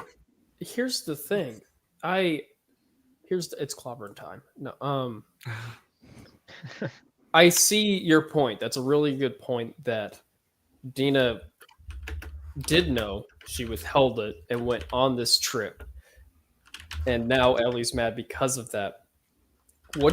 I don't mind that change, of Dina finding out on there. I think that's actually a constructive or like a positive change, because that was one of the valid critiques of the game is why would Dina actually go on this trip with Ellie if she knew she was pregnant? You're endangering the mission, blah, blah, blah. But if Dina figures it out and tells Ellie on the same day and Ellie still gets upset, I think that would honestly strengthen like this kind of audience reaction from Ellie, because now she's being a little bit more illicitly selfish. If that's, Also, it was like I'm just jumping straight into it, I guess, but it was weird. Both Miss Fungus and I, when Ellie gets the immunity speech to her, and she goes, "But Ellie, I'm pregnant." We both were like, "What?" Like, that is a weird time and place, because finding out someone is immune to this shit and she's the only person. Let's talk about that first before the pregnancy thing. This is fucking like biblical levels of like world breaking for Dina. And she's like, I don't even care. Bro, yeah, they just jumped ahead to the I'm pregnant and let's do the deed, bro. Well, didn't that happened after, because she waited until overnight, right? And like, because she was like, watch me while I sleep or whatever, and then it happens when she wakes up, right? It's still kind of dark though. I kind of thought it was. I actually feel this is actually the first thing that you said, Austin, where I think I completely disagree with. And because the reason why I disagree with this is because in the game, the way the conversation goes is Ellie says, I'm immune. She talks about her immunity. And then Dina doesn't really say anything except like, oh, come on. And then when Ellie explains herself, Ellie's like, anything to say? And then Dina says, Ellie, I think I'm pregnant. So and you see the distress on Dina's face. And you're like, okay, she's processing this. But then when she says I'm pregnant, you see the distress is not really about the immunity. Dina's struggling with her own thing. So I feel like, again, I don't think it's done the same way in the show, because the show, it's not about the distress about being pregnant. It is more about the distress of her immunity. So I think that it is played differently. However, I like that in the show, it's, again, this is jumping ahead. We didn't talk about the subway scene. We'll have to go back to that. But just, this is where I feel like Dina feel like she lost so much and then she didn't. And this is why everything that happens after. And I'm going to cut myself off there because I have so much to say about this. And I want to talk about the subway before we get into it. Yeah, I'm so sorry. But no, you're good. You're good. But I want you to, you could say what you were going to say before we go to the subway for sure. No, it's okay. I'll leave it there. Okay, just remember then, like, or write it, or you have it in your notes. So, right, we're good. Yeah, I'm sorry. No, you're. I like have I said, this separate note card for like. Okay, we'll come back to this. like I said, the way this episode is structured, it makes sense for how we're jumping around a lot. But before we do get into the subway, Jacob, I wanted to ask you just real quick your overall thoughts on the episode. You don't have to talk about everything we talked about so far, but particularly besides overall thoughts on the episode, I wanted to know what you think of the stuff with Isaac and the Take on Me scene and the TV station. Those are the big things we covered. So we just want to talk about that for a little bit. Yeah. Oh, I thank you, Zoo. Appreciate it. It's good to be back. So overall, this episode I really enjoyed. I felt like 3 let us kind of sit in the wake of Joel's Yes, death. I forgot you weren't here for 3, so you could talk a little bit about that as well. Yeah, catch us up, bro. Yeah, man. So there was a good episode to have 3 in order to process what happened. We got some really great moments. I thought the hospital scene stuck out. Ellie was still stuck in that moment with Joel. The entire thing with Gail, pardon me, I forgot her name for a second. Yes, the entire thing with Gail was wonderful. The closet scene when she, those tears were streaming down Bella Ramsey's face, they did an amazing job there. So I really liked 3, and I felt like 4 was a return to formality in kind of a way. We got the official day 1, which was super cool when you saw that pop up on the left bottom side of the screen. Yep. We talked about that. Right on. Good. And so overall, I believe Zoo said, so overall it was peak, if I could sum it up into one word. I believe Zoo said what my thoughts were about Isaac, and I freaking love Jeffrey Wright. He was incredible in Westworld. He's great in everything, basically. So when I got to see him, pop up on the screen, you're thoughtless. I thought that was great. And when he fragged those dudes, that was just insane. So yeah, Isaac's a bad mofo, just like in the game. We got to see that. And thought it was really cool that he spared the new guy, though. I thought that was really touching. And then we got to see him later in the episode. So Isaac, total badass, loved his villain monologue in the torture scene with the scar. And I would say the Take on Me scene was incredible. Isabella Merced, shout out. She did an amazing job there. Bella Ramsey has a beautiful voice. They did a great job as well. Both actresses just nailed that performance. And funnily enough, that's something that you can miss in the game. So I thought that was cool that we got to see it in the TV show.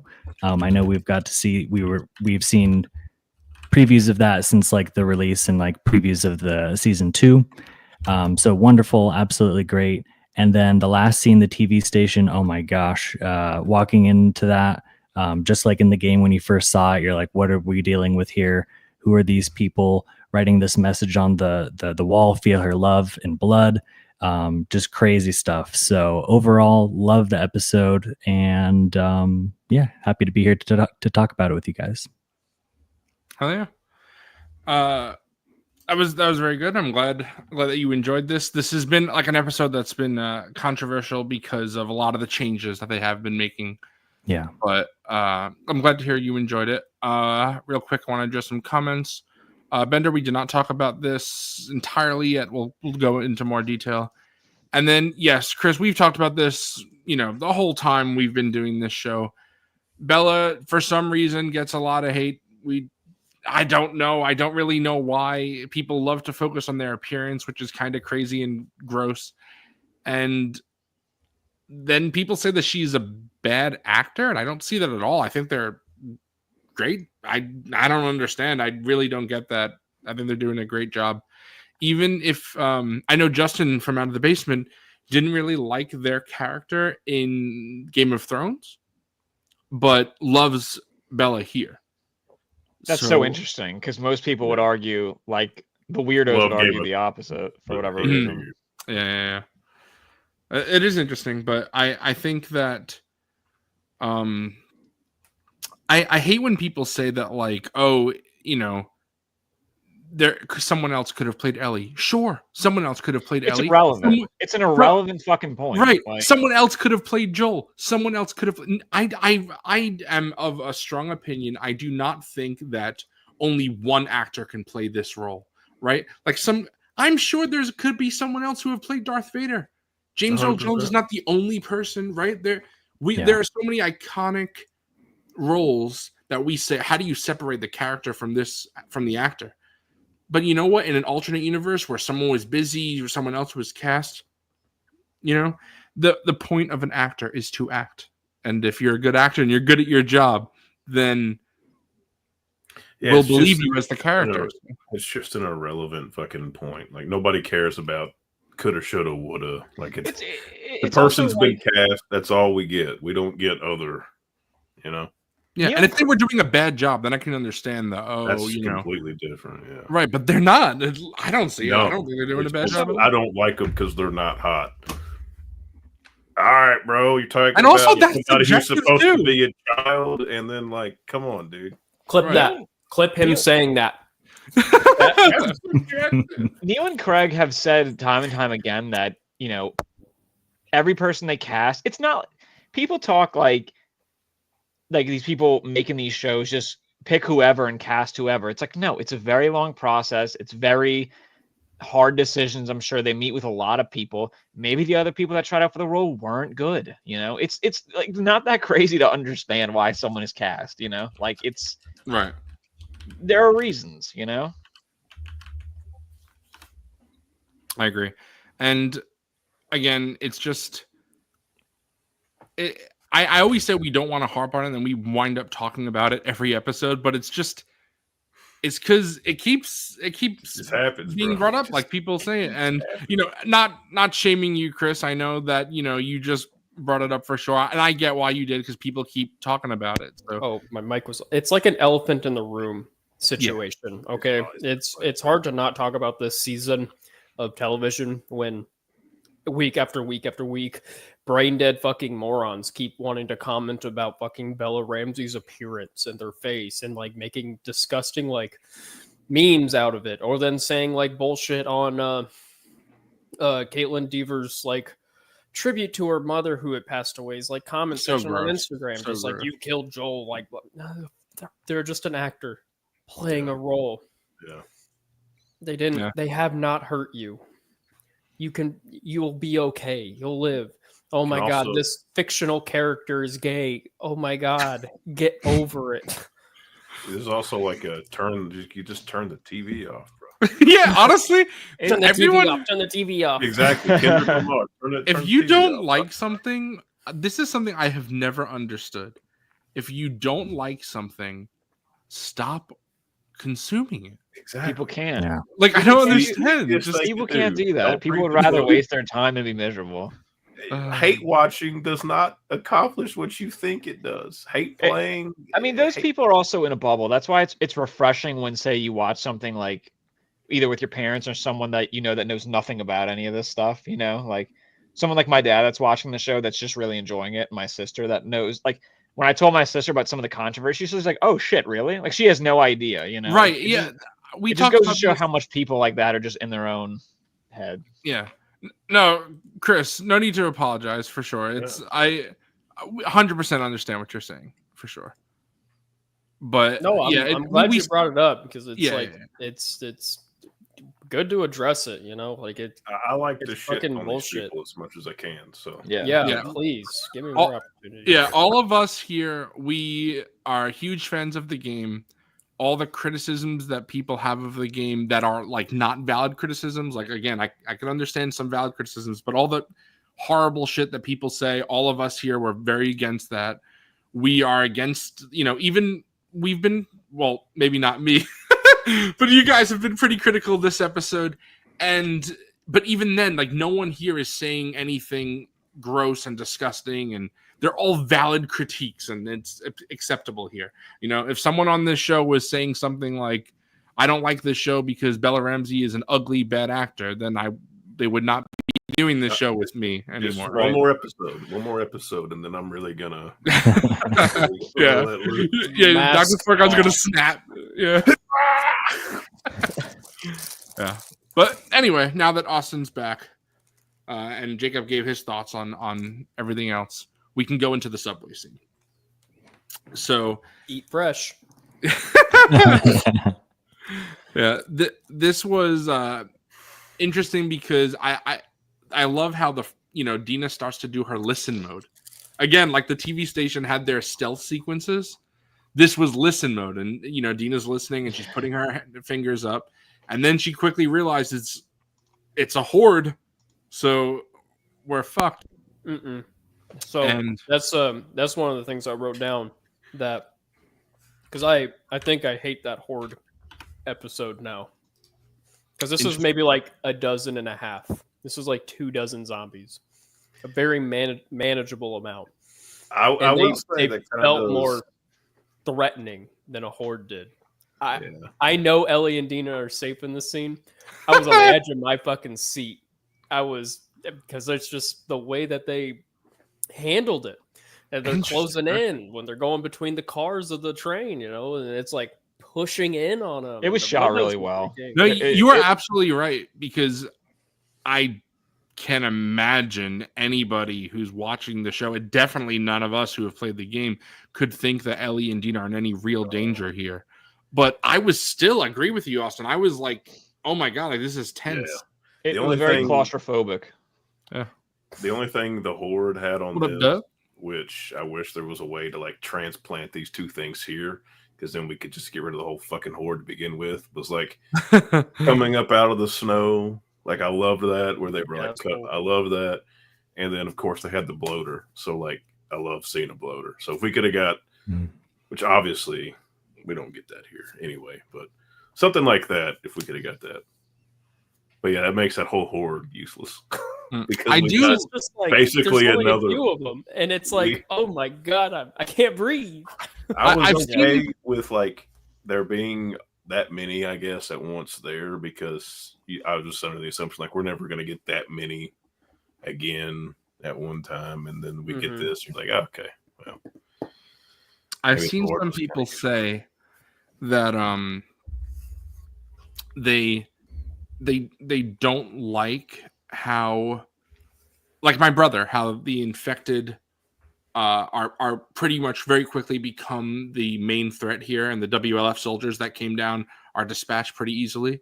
But I kind of like that, because it shows that the WLF were not really prepared for this, as they say, because they say, I thought this was cleared out, Yeah. And Ellie and Dina, even though, if Ellie wasn't immune, one of them would have died there. It shows that they kind of are more prepared for this very particular aspect as well. But I know, Tyler, you were talking about seeing a bloater possibly. I'm glad that we don't, because the bloaters in the game, even on easier difficulties, for me at least, they're always something where I'm like, oh my God, okay, this is gonna be a crazy fight. So I like that the show has only used them twice, because it's like when you see them, you're like, oh fuck. Yeah, oh fuck, I'm fucked. And right, and if you guys remember this scene from Last of Us Part 1, where are they? They're in the college, I think is where it is, the lab, maybe? I don't know. But there is a bloater there, and you can sneak past, and then you just won't be able to loot that area. And if you sneak past, you won't alert the bloater. It'll be fine. And every time I play, depending on the difficulty, my resources at the time, what I need, I always make a judgment. I'm like, do I want to fight this bloater, or do I want to go by? And each playthrough is different, depending on, like I said, what's going on. Take that bitch out, bro. Right. I'll tell you though, if I'm playing on Grounded, hell no, bro. Take him out. I don't know. I don't play on Grounded. I don't want to torture. I don't want torture. Y'all are making me want to do it, because I've never played on Grounded, but I feel like I could do it. You could do it. Y'all are talking me into it. Right. I don't play the difficulty unless it's Guitar Hero. Grounded Guitar Hero is crazy. Yeah, I want to enjoy the game. That's the bloater, Chris. But yeah, Tyler, if you ever do Grounded, it's probably the hardest thing I've ever done in gaming. It is. I'm pretty sure there's a trophy for it, so there is. I gotta do it. Yeah, I haven't done permadeath, but I feel like does that go by like chapter? Or does it go by how does it go? Like there's two modes. So there's one that is by chapter. Each chapter restarts after you die. But there's another thing which you don't get anything for it, which is permadeath. If you die once, the game restarts. Oh my God. I feel like I would, if that happened to me, like I could just imagine if I'm in like the middle of Seattle, like Seattle Day 2. You could accidentally fall off a roof and die. No, I would break my controller. That's what would happen. There are just some achievements that I just resigned myself I'm never getting. Yeah, that's why I won't do it in Baldur's Gate 3, where it's like you lose one battle and you completely no, thank you. I'm not gonna waste all that time. Luckily, the grounded at the end in Act 3, and I was like, I would have. The grounded trophy is not a part of the platinum. Yeah, for it's the like game. a separate thing. But then it's like you look at the percentage and it says like 85 or whatever. And you're like, like I gotta get it. That's why the permadeath thing is annoying me. I'll just do the permadeath per chapter. Eventually, I will try and do that. But anyway, getting back to the game or the show rather. Obviously, the infected overrun, and we see one infected run towards Dina.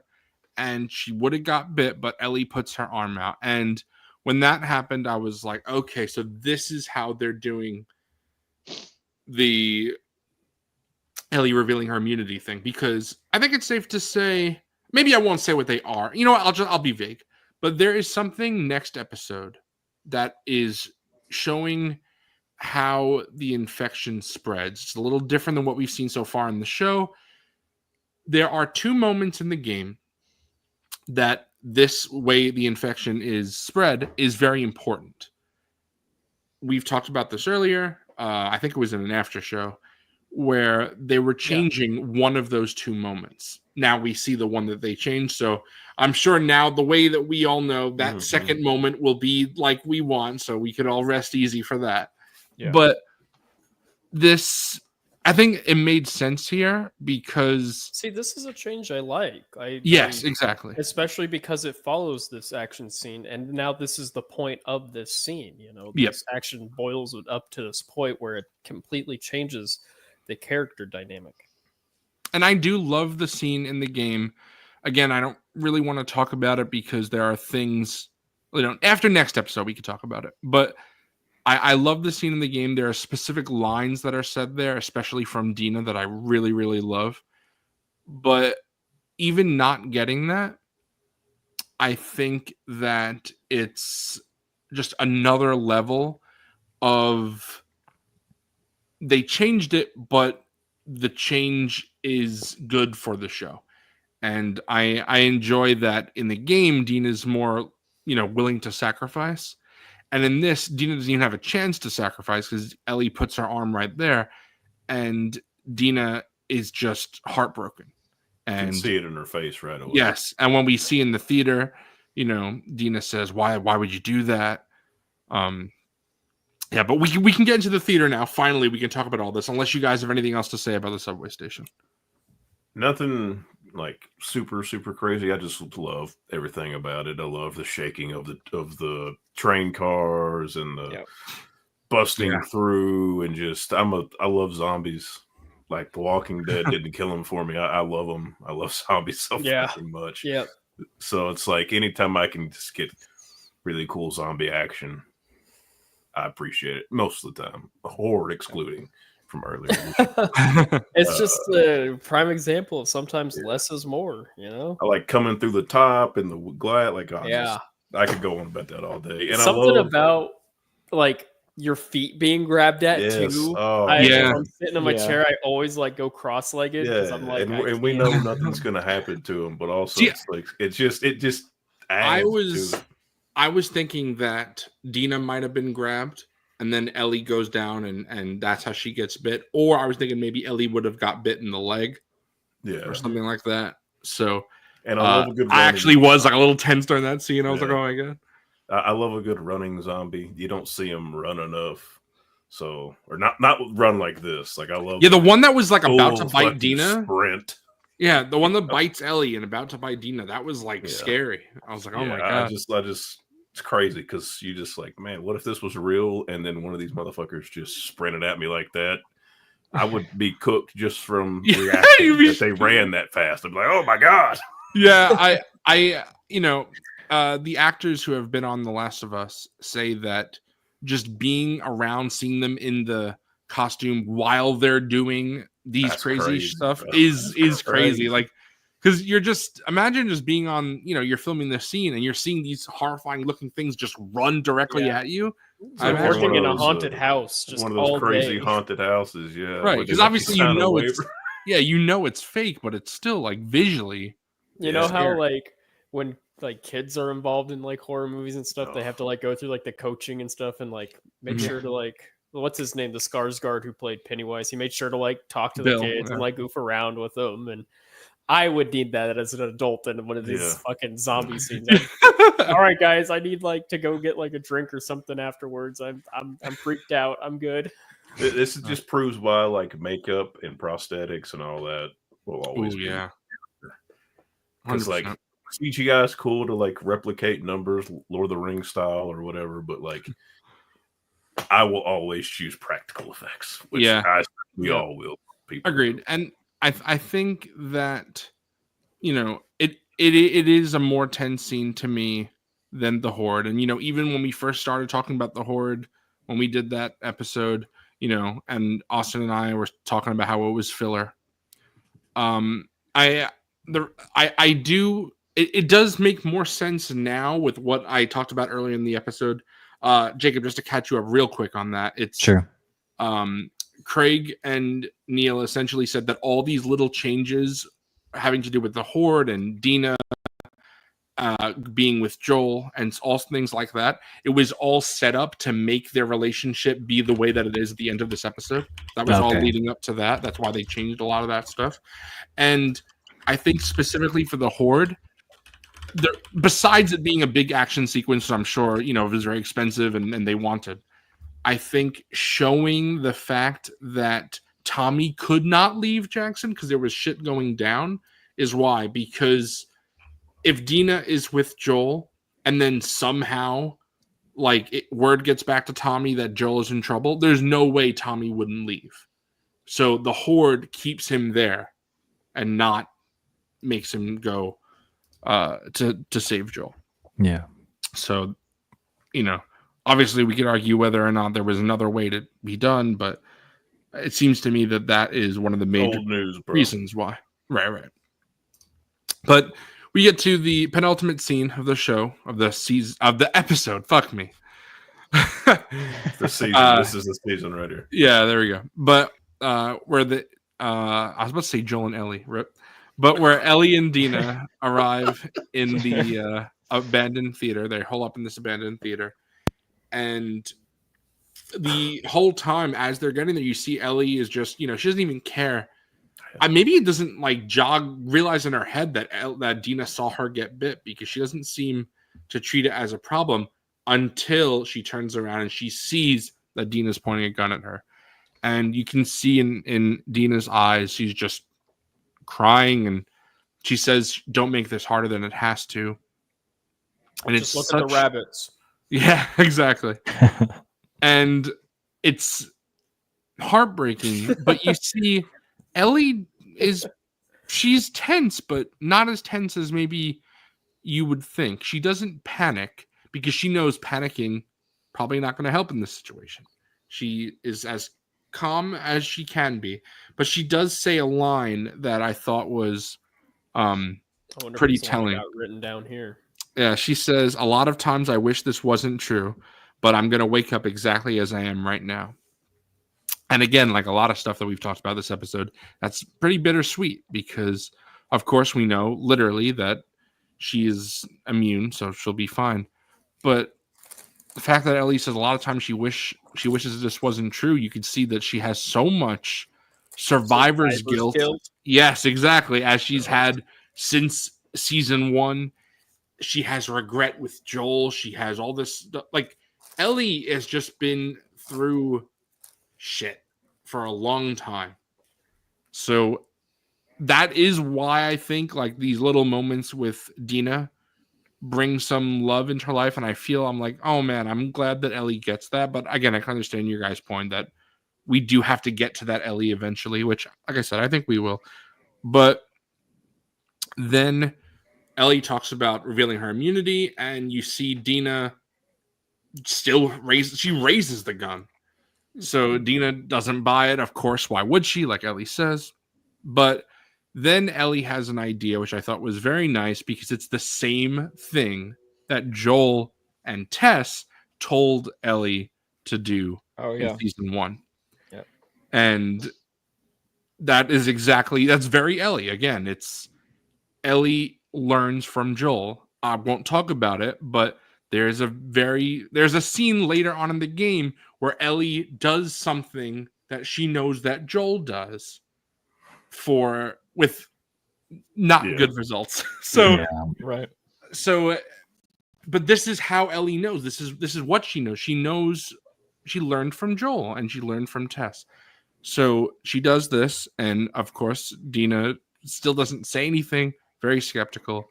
And I love that when Ellie wakes up with the water, you see Dina, and the cinematography is great because you don't see Dina's face. You only see the flashlight. And I loved that. I was like, this is just shot so well. That's interesting because I hated that. Really? Yeah. Wow. Yeah, Okay. I liked it too. Wow. You know what? Why did you hate it? I'm interested. I think. I mean, I get that it's creating the suspense. That we don't know what she's thinking, but like I was saying earlier about finding out someone is fucking immune is kind of not played up as big enough a deal for Dina in this moment, and I really wanted to know what this character thinks of this. I want to see that face and know like what is going through that head, because this is second coming of Christ. Fucking the earth is opening up type shit. Someone got bit by a zombie. She saw it in front of her, and they're not changing. Why is Ellie not reacting bigger to this? I don't know. And it's interesting to hide that reaction from the audience. It sucks a little bit. It's interesting because like in the game where Dina, like I said, she's clearly more concerned about her pregnancy in the moment, because she doesn't actually know. So I think I'm pregnant, and she's in physical distress.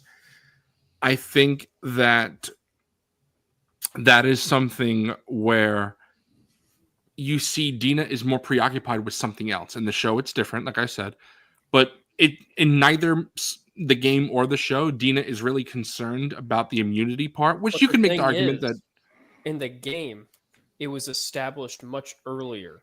Ellie had revealed this to Dina earlier. So when it's revealed to her that it's true later on, I'm more willing to accept that Dina's like, she was telling the truth, whereas this is all immediate information.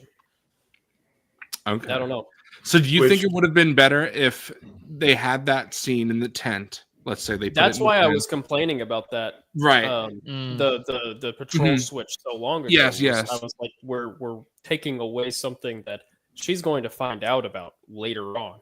Right. And especially, imagine this. They establish it, and then they have the 3-month time jump.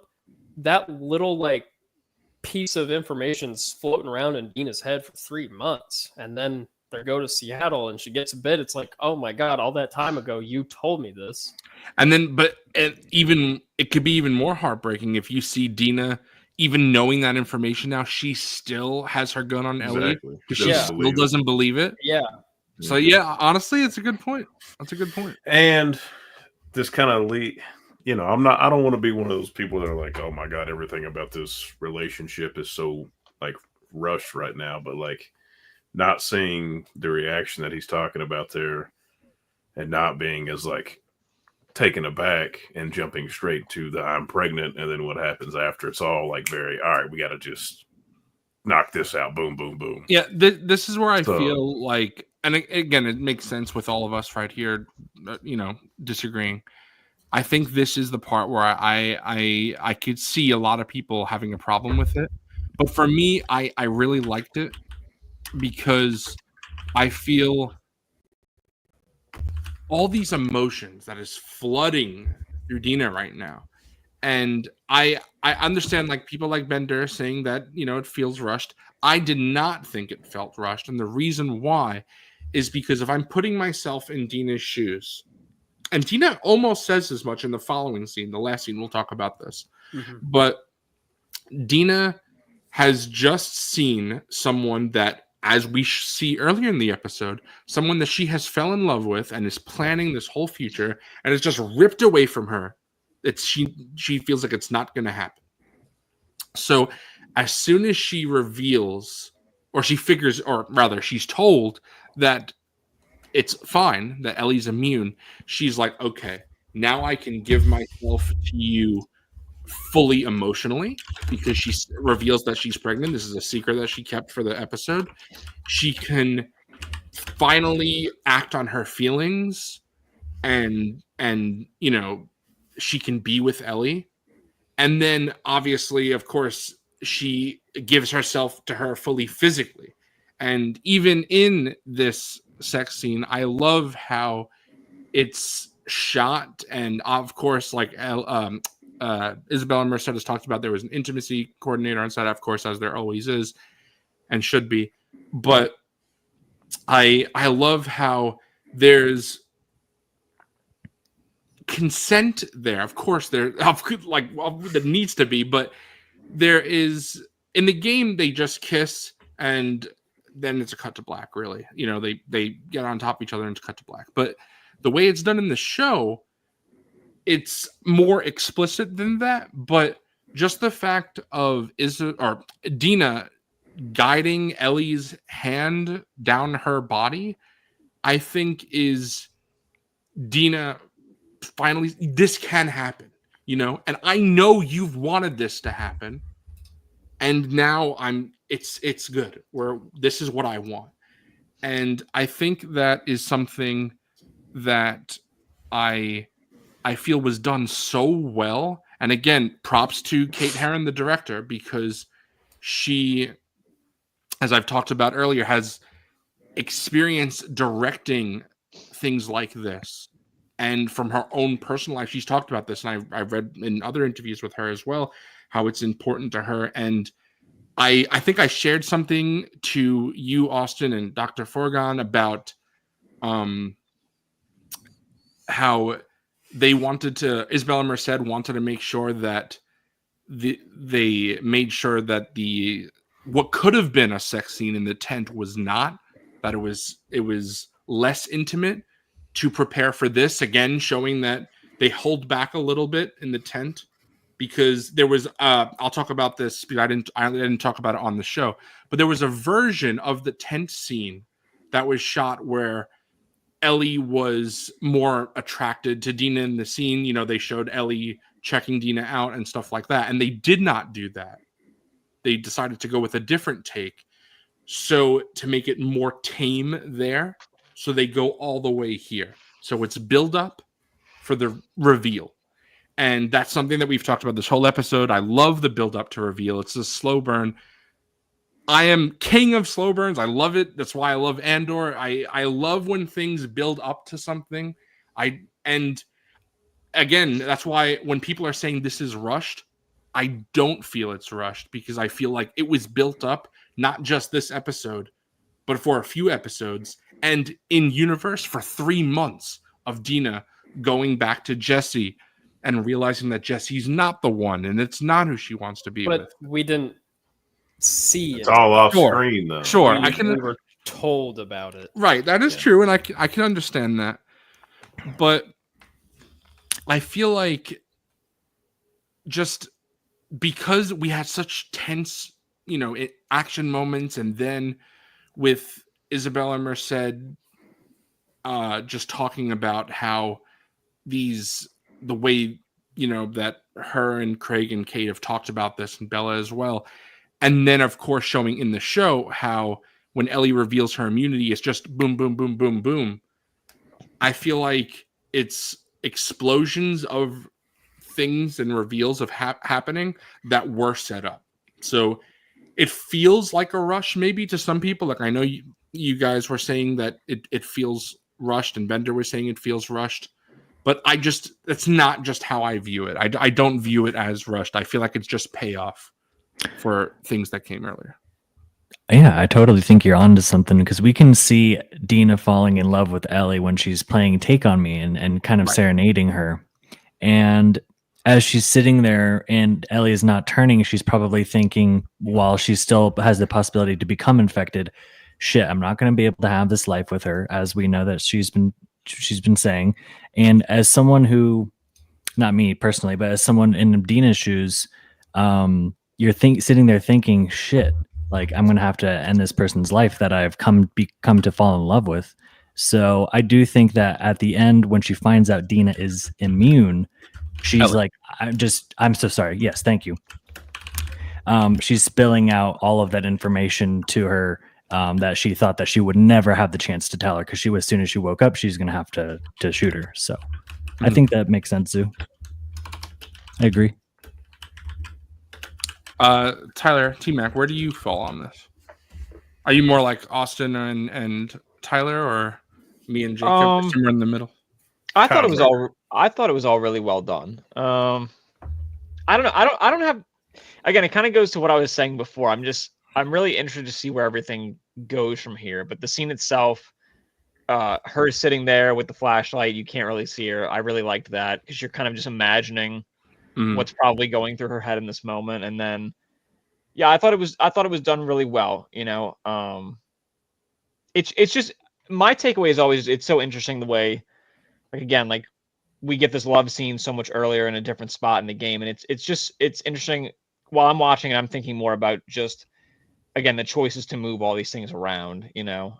But I thought it was done really well, and I just love the theater. I really love this atmosphere, and I hope, one of my favorite things to do in the game is to just walk around the theater and look at everything. And I hope we see a little bit more. And I don't know where they shot this, if this was like a set or something, but it looked just like the theater. I thought it looked excellent. So yeah, I thought the scene was really good.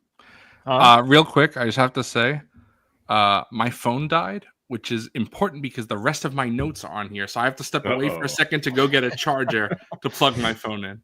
So sure. I'll be right back. So okay, you have to carry the show without me. So go ahead, I'll be back. But yeah, I don't have a ton of notes. I thought the scene was done well. So everything the Suzu guy said was completely wrong. I don't think I said. Did I say that it was rushed? Because I think it was just the structuring of everything that I think I'm the only one that said it felt rushed. Like, use that word specifically. For me with this show, everything feels a little rushed, because they're just compacting a lot of like the gameplay, like what we've talked about before. You know, and kind of even like skipping the school section to me, because I mentally know the school is supposed to be there, and knowing it's cut, in my head, I'm automatically going to feel like things are a little bit rushed. But at the same time, like, I don't know, these are hour-plus long episodes of television, so I don't know how normal people would really react, you know? Yeah. Because I don't know. I get it. I get, like, why Dina, you know, says that I'm pregnant and jumps on Ellie, and then they have their intimate moment. Like, I get it. Maybe what I'm looking for is I don't feel like it's earned yet, because of just the way that they restructured everything, and this feels like an inappropriate time to be having these more romantic moments, whereas pre Joel's death, having more, Ellie's guard's going to be down around Dina and Jackson.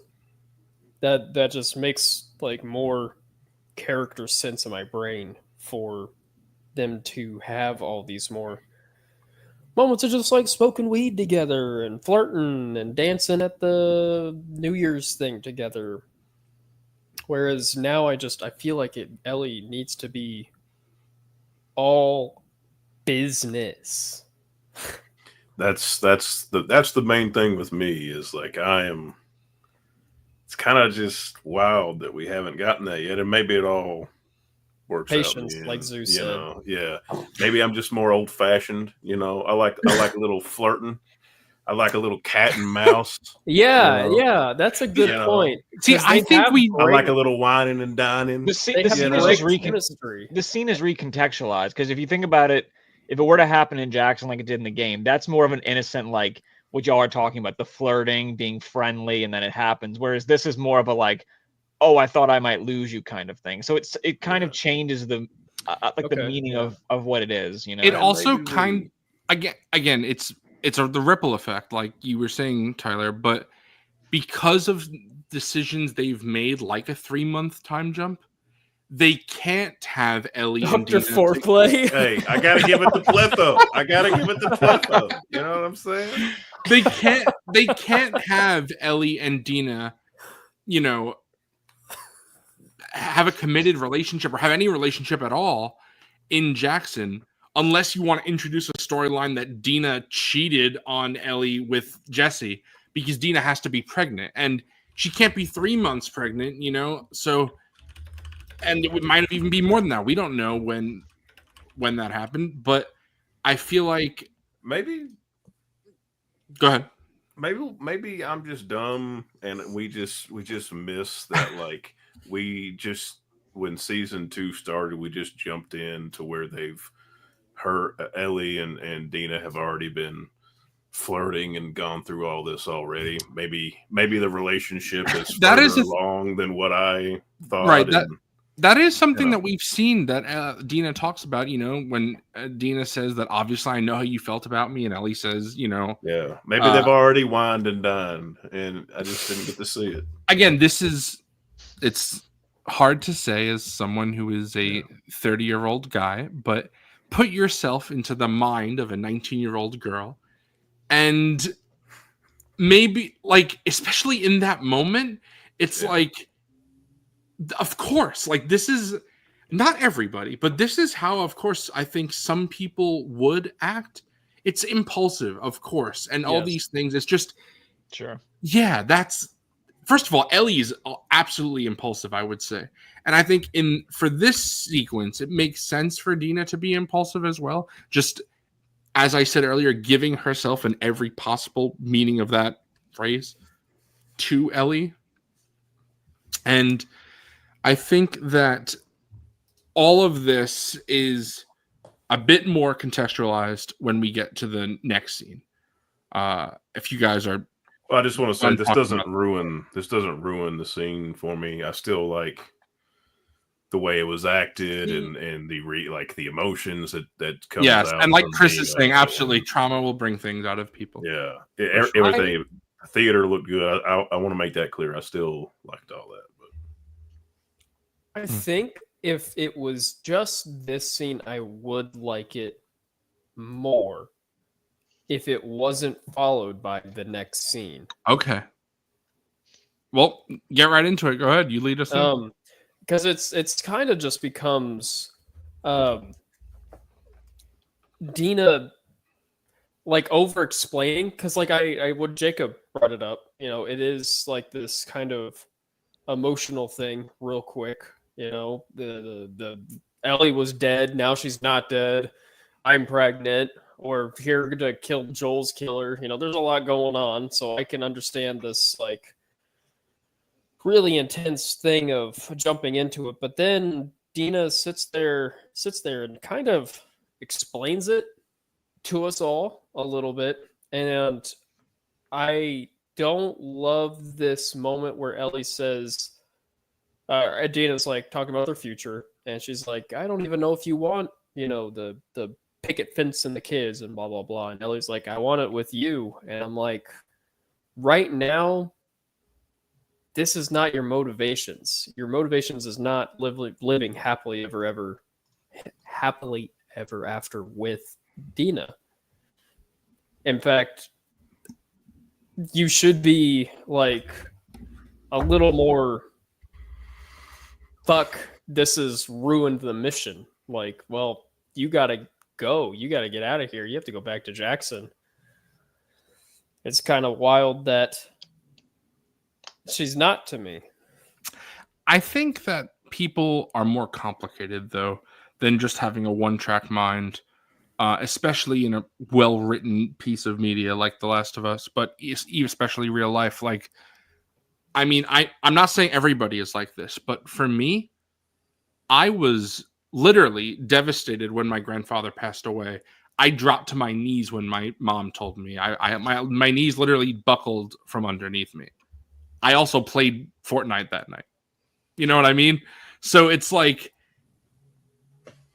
people I think it was so like I was so devastated. That's probably, I've lost all 4 of my grandparents, and to me that was my final grandparent that I lost, and the one that I was closest to.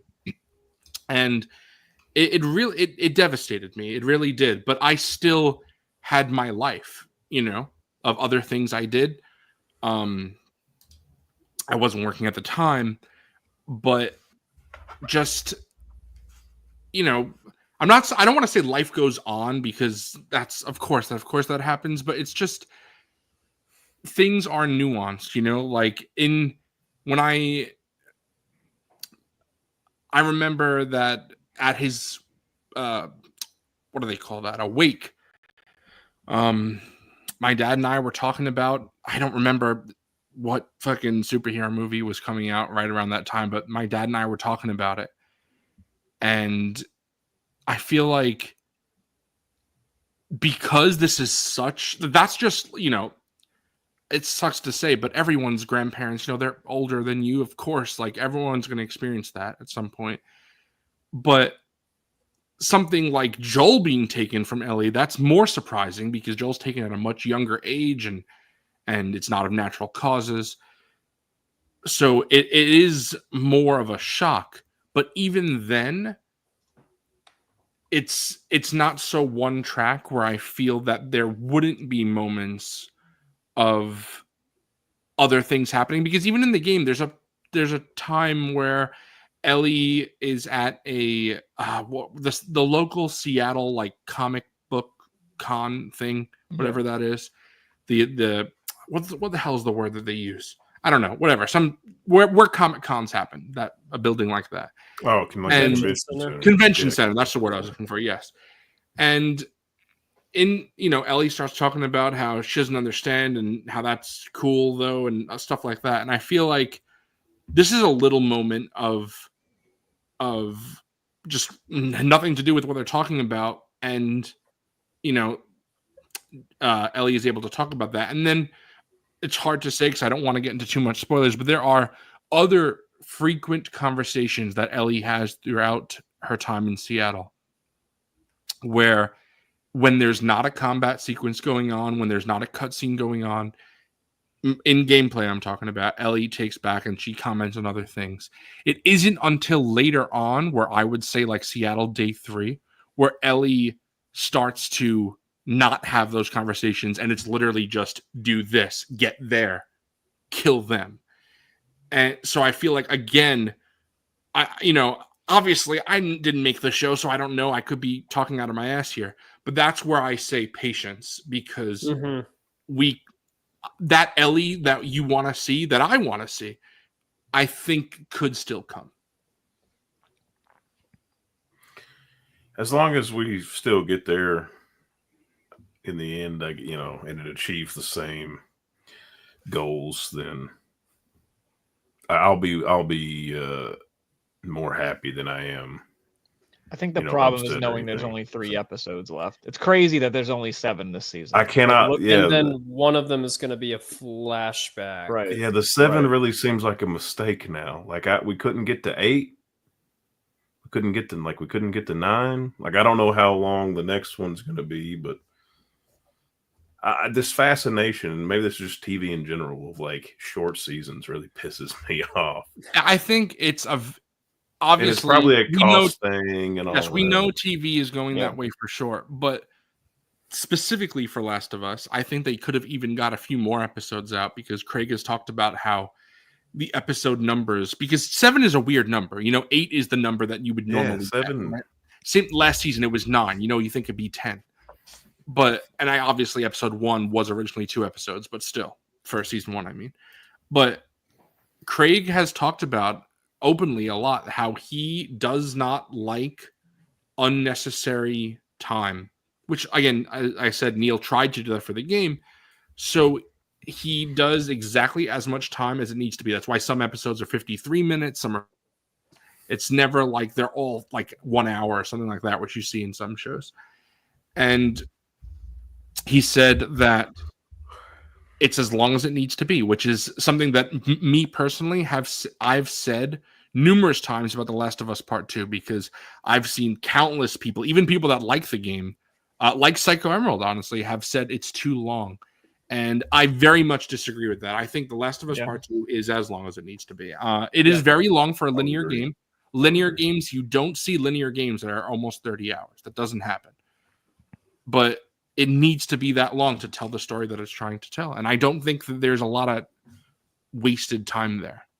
So, Psycho. I guess it just depends on what they consider, what they might consider as like a wasted time, or wasted arcs or wasted whatever. Yeah, and that to might be, us, like, valuable time to us. Yeah, exactly.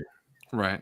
I don't know, man. It just because it's like okay, we're having.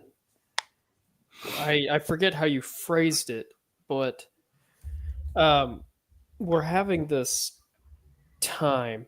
We're dedicating this time to like the Take on Me scene, which, like I said, I like it in a vacuum, but I think I wrote it down somewhere that I was like, how many calms before the storm do we need before we start getting into the storm?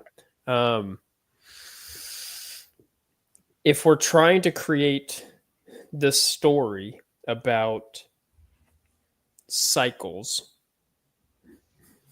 and we have a character that we've already introduced, that we already know a lot about, and how these two characters are supposed to be similar, I'm worried that we're not. I've said it before, and I'm just reiterating. I'm just worried that we're shying away from the more ugly things that they're willing to do, because I feel like, maybe I'm misremembering it, but I feel like Ellie's done some pretty, like, she fucking stabbed a dude in the neck in this episode, and it's really like moved past fairly quickly. And I don't think we need like this big like soppy like moment over it, but I feel like the impact of it was maybe not quite to the point I would have liked it to be at, if that's what I'm trying to say. There's no acknowledgement of it. That's very interesting because when we were talking about that scene in the TV station, that's like the opposite of how I brought it up, where I was saying that it's done and rushed past. And I think that shows Ellie's character. She's like, oh, damn, that she doesn't care. She's like, Dina shoots that guy in the head. They're killing people. They're murdering people. And they're not dwelling on it, which I think is... I don't think I want them to dwell on it, but the show, the cameras, like us to revel like in the horror. You know what, Zoo? I think that's a good point, Austin. I could agree with that. I think the fact that they do just ignore what they did pisses me off more, that we don't have fucking vengeful Ellie yet, because of course they wouldn't give a shit if they just stabbed a dude in the neck. Like, they're single-minded and have vengeance to deal out. So it's like, I don't know. So do you guys feel it's like tonally inconsistent?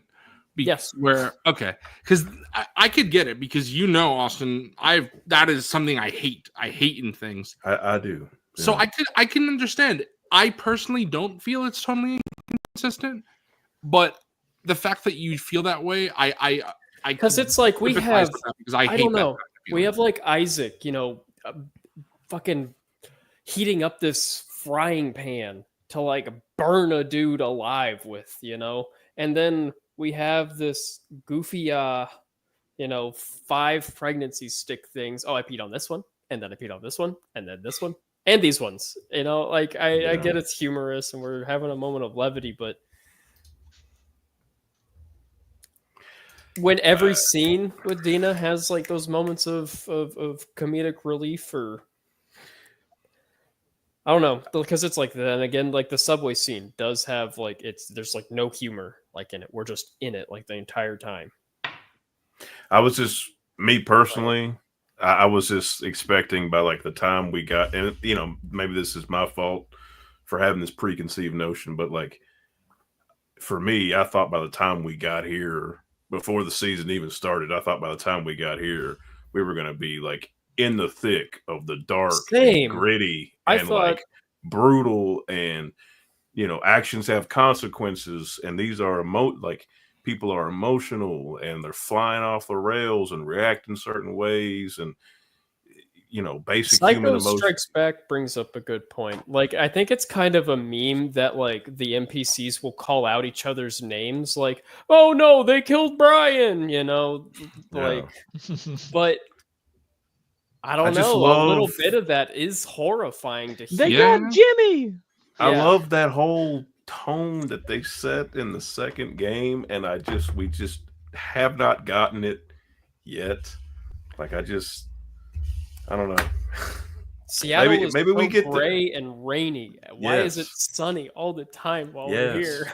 And it just everything you do feels I like fucking it. depressing. And But- it's just like I You wanna guys got to echo it. remember though, when we first get to Seattle, that entire long, it's like a couple It's very hours sunny. Yeah. gameplay sequence of Yeah. exploring Seattle, all of that is very well lit, bright, vegetation everywhere. It looks beautiful. So I feel like they're just showing, again, I keep repeating myself, but it's just patience. It's just I mean, you're really not wrong. I You're do not feel like wrong. we're getting this. Especially next week is the real test, right? Because if they followed the story of the game, which I think they've done a very good job so far following the story, even though beats are changed, next week should be Heavy Ellie. So if we don't get Heavy Ellie, then there's only really one episode left because we know there's a flashback episode. Mm-hmm. And even if if the finale is so Heavy Ellie, unless they do it perfectly, it could feel like there's a switch where she's like, happy and joking, and then all of a sudden she's brutal. So we'll see. I do think that next week, I will say, like if we do get dark and brutal and Heavy Ellie, and then all of a sudden we get fucking more Dina peanut gallery humor to lighten it, I will not be. no, I agree. Yeah. I agree. I don't know. The first season, at the very least, was like very willing to like revel in its misery. But this is the fucking season that needs to be miserable. I'm really getting worried that they are kind of over. Dr. correcting. Thorgon had a great point because it's like we got that after the first episode, we got that this year on the Walking Dead, the Last of Us. This season on The Last of Us, the weeks ahead. That's what it's called. Thank you. I got that finally. Weeks ahead. Yeah. I remember seeing like the flyer for the subway, and I was like, "Oh, that's gonna be like in a couple episodes." And Yeah. we're over halfway through, and finally got it. That was a great point. Like I really thought we'd be And maybe day it's two by now. I want to fight. I want to see Ellie fight some people. Maybe It it's the is- 7-episode runtime like length, and we know that an episode is a flashback. Maybe that's also adding into the urgency that I myself has as a Yeah. viewer. Like, all right, bro, we haven't gotten this. We haven't gotten if we're gonna get to where we think it's gonna end and leave us hanging. I feel like I haven't spent that much time. we gotta with get there. Ellie. That's also you know? true. That's fair. I feel like for some reason, I don't know why, but I wrote my outline on what I think the show would do going like before the show's aired, like what they would how they would structure season 2. And while I didn't get everything correct, and technically we don't even know if what I'm about to say is true because these future episodes haven't aired, but I did have it written down in my outline that each day of Seattle would be one episode. I didn't think they would do multiple episodes per day. So that's agree with interesting that. Well, I thought you were just saying that it could expand, like. Well, like multiple days I of, thought Seattle that. debut or something. Well, it also didn't think like some episodes would be like 45 minutes either. Like I thought That's fair too. I can thought see that each episode was going to be hour hour maybe plus. hour 10. Okay. kind of things like that, and we could get through one full day with like all the highlights that needed to be hit. Do Because you like, know how long the next episode is gonna be? I think like every episode of this season is around an hour. Like little, they're like 55. I think this one was like 57, and last week was like 45 or something like that. I Somewhere think it around was Oh, like. wow. I don't think it Was was it that. 53. Was it I think- 50? I I think it was can't like- remember. I don't remember. Yeah, it was like looking, low 50s. but okay. They were Yeah. all somewhere between 50 minutes and an hour in between there. I just also like, this is just another tangent real quick. I also have a clock that sits over here that I can see from where I watch. So like I'll be watching and then I'll just kind of glance that way and see a clock and I'm like, oh God, we're 40 minutes in and okay, well, I guess we're about done here. And that just happens with everything I watch, just in general. Oh, You know, that's because why I'll always like flip my phone the other way. I don't want to leave it. Yeah, I never look at how long episode. Like, there's sometimes where if my dad I has watch to too do much something or wrestling, bro. I'm something- trained. Now. This has gone 20 minutes. We're gonna be wrapping up here. There's sometimes where I have very bad, like, I cannot tell how long something's been. Like if I'm like, oh, it's been an hour and it's been like 10 minutes. Like I'm so bad at that. But there are times where if my dad has to do something, he'll like check and see quick like how much time is left in the episode for something or a movie or something. He hasn't done that for Last of Us, thankfully, because that would bug me. But I think he did it when we were watching a movie, and I was like, What are you doing, bro? damn, Dad, because I thought they were wrapping it up, but there's another 30 minutes, so I guess That not. is pretty terrible. So I never like to know. When I'm at the theater, I see some people, they check their phone, whatever. I hate that. I turn my phone over. I don't like to know how much is left in a movie or a show or something. So I never do that. But yes, but sorry to get off on a tangent. no, that's good. But I just want to say before we go, because I have other thoughts on the episode that are not about specific scenes that I want to get to, and I don't know if any of you guys have as well. But what I just want to say about this last scene, because obviously we see, Ellie, Dina, they hold hands and they say together they're doing this. So Ellie is not going to be alone. It looks anyway that Ellie's not going to be alone. That Dina's going to go with her, which is different from the game. I just think that this entire whole portion of their relationship and Ellie's character, and they're building Dina's character. I think that all of this they have shown so far that it's planned, whether we like it or not, it's planned with the utmost care, and it justifies what came before. Even if, we all have our problems with the Horde or whatever, but it still justifies, whether we like it or not, why they did that. So I think, like T-Mac said early on, and he continues to say, that let's just see what happens, see how it plays out, and we could judge it then. But of course, that's the main thing, yeah. Right, but of course, that would be no fun, as we said, if we didn't talk about it. But it is why, after we do this, I do want to have one extra episode where we just talk about our thoughts on the season as a whole. Yeah, because then we can go back and say, okay, so this is what the ending was. Did all these things that they did, do we feel it justified how it ended up? So I definitely want to talk about that. But overall thoughts on the episode, I just wanted to say, again, I say it all the time, but major props to Bella Ramsey and Isabella Merced. I thought they were fantastic this episode. We've all talked about, even when Jacob came here and gave his props as well to Jeffrey Wright, all of them, just the acting of this show is so good, and I really it blows my mind when some people say that the acting is not good. I don't know what they're watching, but 100%. Jeffrey Wright, love him. He's great. Got to get my guy more stuff. Got to get my guy more stuff. Yeah, for sure. Absolutely.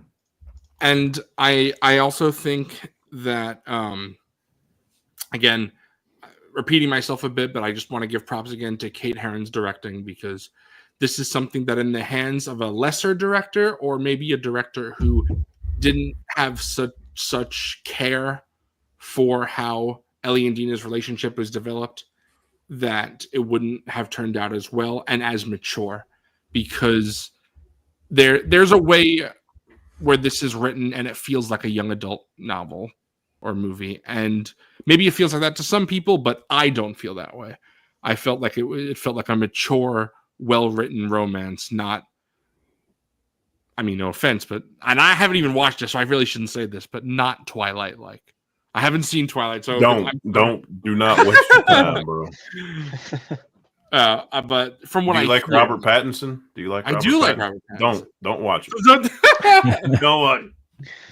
I love Robert. You and I are about to have some fighting words. I love Twilight. See, like I said, it's very hard for me. I love the movies, bro. Everybody, I got a lot of friends that like it. It is hard. Not come back. It is hard for me to judge. Like I said, and I don't like. I said this earlier. I am of the complete opinion. I do not think people should judge things without having experienced it first. So, that's just from what I hear. I felt like, again, this did not feel. If I don't want to go Twilight, you know why people shit on Twilight? Because it was popular with girls and people hate girls. Well, I mean, bro, you're kind of spitting, dog. That's exactly why. That's why I hate it, bro. That's crazy. That's crazy. I'm pretty sure. I don't know. He'll watch this later and he'll be like, "What the fuck?" No, I don't. But I could swear that Justin from Out of the Basement watched the Twilight movies and was happy he did. You know why I hate it? Because I wanted to go to my buddy's house when the first movie came out, and he was like, "Me and my mom and family are going to watch it. You have to go to the movie theater with me." And I was like, "All right, I have no opinion on Twilight, so I guess." I watched it. It was miserable. All I wanted to do was go over and just play Gears of War and shit. And I could not get out of there fast That's enough. Crazy. I have no opinion other than that movie was ass. You know, every second of it. I have a pretty, again, for something I haven't played, I'm being very contradictory and hypocritical right now. But for something I haven't played, I have not the highest opinion of Gears of War. I feel like I'd rather than play Gears of War. But anyway, it's like, I'm just gonna say this. I love those movies, but they are like delicious garbage. They are just so unapologetically themselves. There's like an endearing charm to them. I don't know. I definitely recommend them because it's also like a time capsule thing. Like, I love Robert Pattinson and Kristen Stewart, so I just like to see where they got big. It is a time capsule. That's a great.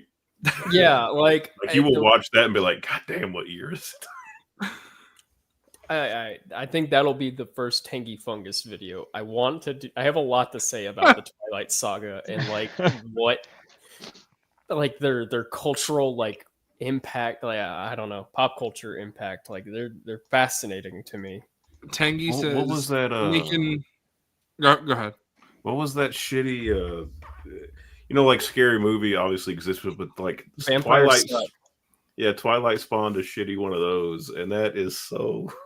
That one's so bad too. Oh my God, it's like terrible. The most like lowbrow jokes you could like make about it.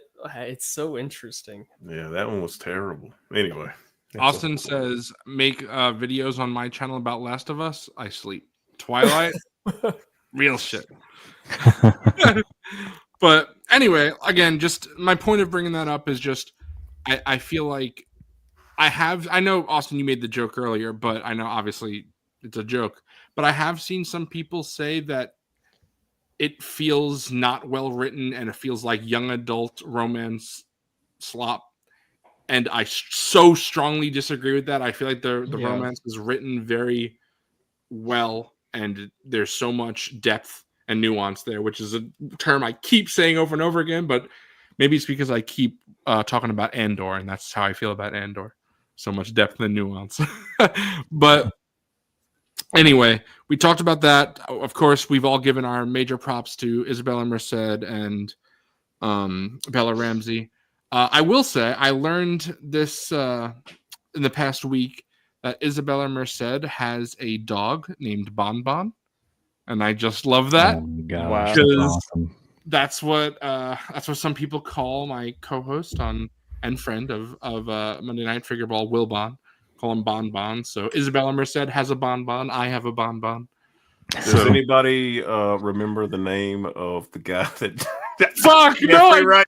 It's Burton, right? Yeah. Burton. There we go. Hell yeah, we got through. oh, We got through with knowing it. But I also wanted to say again, it wasn't in a scene, but I think, thankfully, hopefully, because there was no school in the show, that Manny will not be taking Jordan's arc, which That was never gonna happen. I know. There's just no way. I know you were worried about that. I know but, you're no right. way. I shouldn't have been No way. worried, but because Manny is so important going forward, and I was just so worried that they were gonna. We could talk about it in the game. You saw him get his face sliced, and you clenched up. You were scared. Yes, Yeah, exactly. In the game, Jordan is Ellie's first kill when she gets to Seattle, and obviously now that's been taken care of.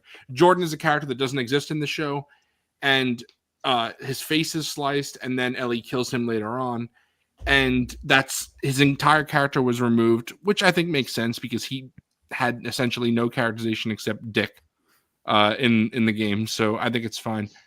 Same thing with the other characters they removed, Leia and fuck, I don't even remember the third guy's name.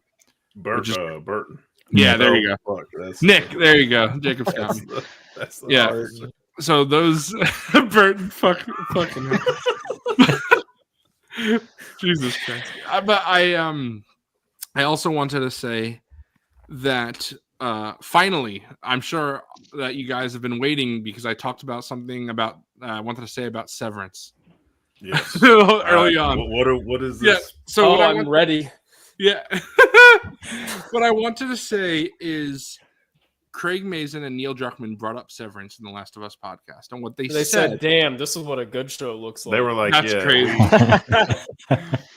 But what they said was you have to write as if you know that you're getting the full story, but also can't write defensively as to, oh my God, what if I get canceled? And they said, imagine if the writers of Severance setting, and again, I haven't watched Severance, so I don't know, but from what they said was setting up so much mystery. Imagine if they just told it all there because they were like, oh, what if we get canceled?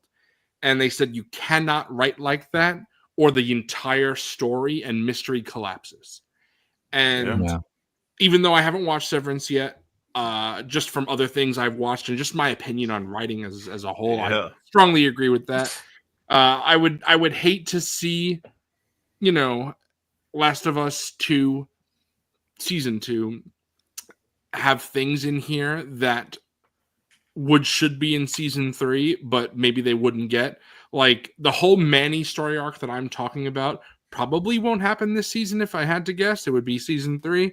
So if they did, like, oh, maybe we won't get a season 3. What if we have to give Manny's arc to Jordan, or Jordan's arc to Manny? Then I would have been so nervous. So I'm glad. Of course, I should never be, because we talked about this all the time. But I trust them. We trust them. Have patience. It's all good. Zoostradamus, bro. Exactly. And the last thing I wanted to say is something that I saw someone on Reddit say this. And Austin, I think that this might be, and not directed towards you, but I think this might help with some of the things that you're talking about. Is the guy said people should start viewing The Last of Us season 2 and the HBO show as a whole as not a cover song, but a remix. And I like that because it's like, it's not a one-to-one. There are important things in a remix. If anyone who knows music like that, the important things are kept up, but there are significant changes that make it up to you, good or bad, to where the remix is something else entirely. Bro, it's I like, usually hate remixes. Well, there we go, bro, guys. it's kind of like Zoo, it's kind of like, we've talked about this privately, but it's kind of like Final Fantasy VII Remake. Yes. You know, it's a very it's made with it's very different, but it's also the same. Right. I appreciate that like kind of comparison, but it kind of just goes back to my House of Card things. It's the structure of the second game is so specific that changing too many things, it might all come crumbling down. Mm. I think it Luckily- just shows how much better the second one is, and that we all really care about the Yeah. second one so Mhm. much more, and want it done so much more faithfully. And we all love the first game too. And the first one is good too, Oh, yeah. but like some of that's easier I to think take it in the just first one than it is just in this proves one. how nuanced the second game is, and it's not that the first game isn't, but the first one plays more out like it plays out more like kind of like vignettes and chapters where you can kind of do a one-to-one, whereas the second Yeah. game it is a lot of jumping everywhere with the storytelling, not in a bad way, but just in the it's very purposely done, you know, and nuanced and Oh, yeah, dude. not over explained. So it's I don't know. I mean, going into this, I feel like in the first episode we sort of talked about like it'll just be interesting to see because you can't you probably couldn't do it one-to-one, but you got to keep it. It's a different medium. You got to keep it to the core of what it is, and as we've talked about, like the more the cards kind of come out the deck, like it does sort of change the core of what it is. But again, we got to just see the full picture. So there is something to me that is so sacred to how the story plays out that despite the problems that it might have for a TV medium, I feel like they cannot change. And because we only have 3 episodes to go, I think that it's safe to say they are not changing this. I'm sure you guys know what I'm talking about. If you don't, I'll say it in the after show. But that is so important to me that they don't change. And it looks like they're not. And I'm so glad about that because to me, all the stuff we're talking about, structure, Dina and Ellie's relationship being moved around, scenes with Abby being moved around, all of that stuff is concerning, but I couldn't buy it. What I'm talking about cannot buy that, cannot be changed. And I think, hopefully, from what it seems, Craig knows that. Neil, of course, knows that. So I think we'll be good. So that's all I have to say about this episode. Like I said, it was my favorite episode. Jacob, since you weren't here when we said that, how do you feel about this episode in comparison to the others? Like I gave it 2 thumbs up. This, like I said, it was my favorite so far of the season. Yeah, thanks for asking. I think that I kind of reiterate a little bit earlier. 3 was kind of like a step back, feel out Joel's death, and this really feels like a return to formality, to format of where we were going. So overall, comparing it to the other episodes, I would say it's one of my favorite episodes. I would think that it goes number 1, number 4, number 2, number 3. This is like my ranking. Interesting. I feel like that's exactly mine. Except 4 and 1 are switched. Mm-hmm. But I think for me,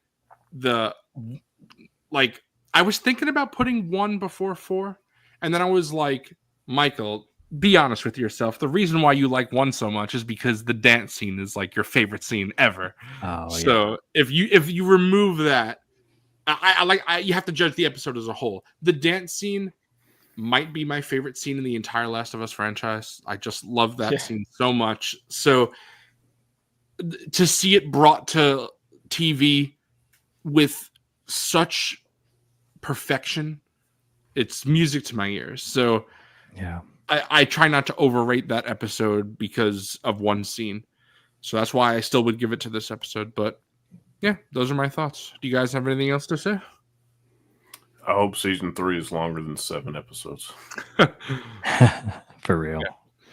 I think I might mention this, but Craig Mazin said that they're still in discussions right now, but the ways they can do it is have like a 6, 7, 8 episode season and then have another season finishing the story of Last of Us Part 2, or they have one like 13 episode season to finish the story. And I hope that's the route they go. That's what it should be. But whichever way it goes, it'll still be roughly the same amount of episodes overall. It'll just be, I think, having a longer season is better for the pacing of the story. However, what that probably means is, unlike what I expected and hoped, if they do a longer season, it'll probably be another 2 years like it always has been, instead of a shorter between, which kind of sucks. Wait 2 years to finish the story. I just don't know if we could take like another ending, like, ending in a certain place in the season and then having to wait again. I know, yeah. That is going to be a problem. That's why we will see. But that is something for future episode discussions. So, T-Mac, Austin, you got anything else to end on? No. Really like the episode, and just really looking forward to next week. Yeah, I hope after watching this whole stream, people understand why it's like it's hard for me to, choose one or the other, because it's like I really like I like a lot of the stuff in here. I think overall I really liked it, but there's just things in there that I'm keeping my eye on. I've expressed some worries. I hope I don't come across as too harsh on this show. No, you're good. I think people. I mean, I don't even disagree with you. Like right, that's what I'm saying. I'm feeling more positive, but I don't really disagree with the thing you've said. It's just a matter of, I guess, how much it bothers you, and also, again, for me, it's so, I keep saying it. I need to see more. It's so dependent on how it goes that I don't really know how to feel yet. Absolutely, and I think that's the way it is for me, is that other than one or two things that you said, which I brought up that I disagreed with, everything else you're saying that I agree with, I just think that we will get that, so I'm not concerned now. But if, in 3 episodes and that stuff didn't happen, I'll be right on you saying, what the fuck? So... Also, before we end, just wanted to say, absolutely a romantic. I am 100% a romantic. Put on any romantic comedy, I will cry 10 million times. Put on a romantic drama, I will cry fucking double that. How about The Last of Us season 4 is just Tommy backstory? Tommy prequel. I mean, Neil said he had Tommy stuff that we don't know where it fits in the timeline, but he wanted to tell, so who Last knows? of Us season 4. Somehow Joel has returned. Yeah, there we go. Somehow. Oh no. He's back from the grave and he's won revenge. It's a Joel and Tommy buddy cop after the events of Last of Us 2. Yeah, there you go. That's what they'll do. What a way to end the episode. But that was you know what? It's funny, Bender.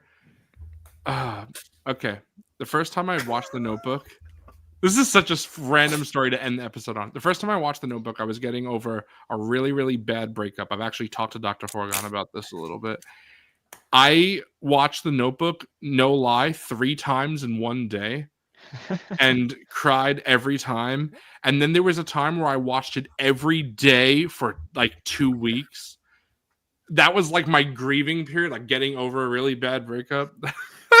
Bro, did the ice cream in the end of the tub. Yeah, the Notebook instead. Right, exactly. I don't think I've watched The Notebook in its entirety since that. So I'd be interested to see what I think of it. Now, I love Ryan Gosling though, Rachel McAdams as well. So yeah, I love The Notebook. But what a way to end this episode. All right. We will be here same time next week to discuss Yap of Us episode 6. Probably not going to be a song title, and we're going to rage and we're going to hate it. 2 thumbs down. One thumb down, 1 thumb up. See you later. Bye, everybody. Bye.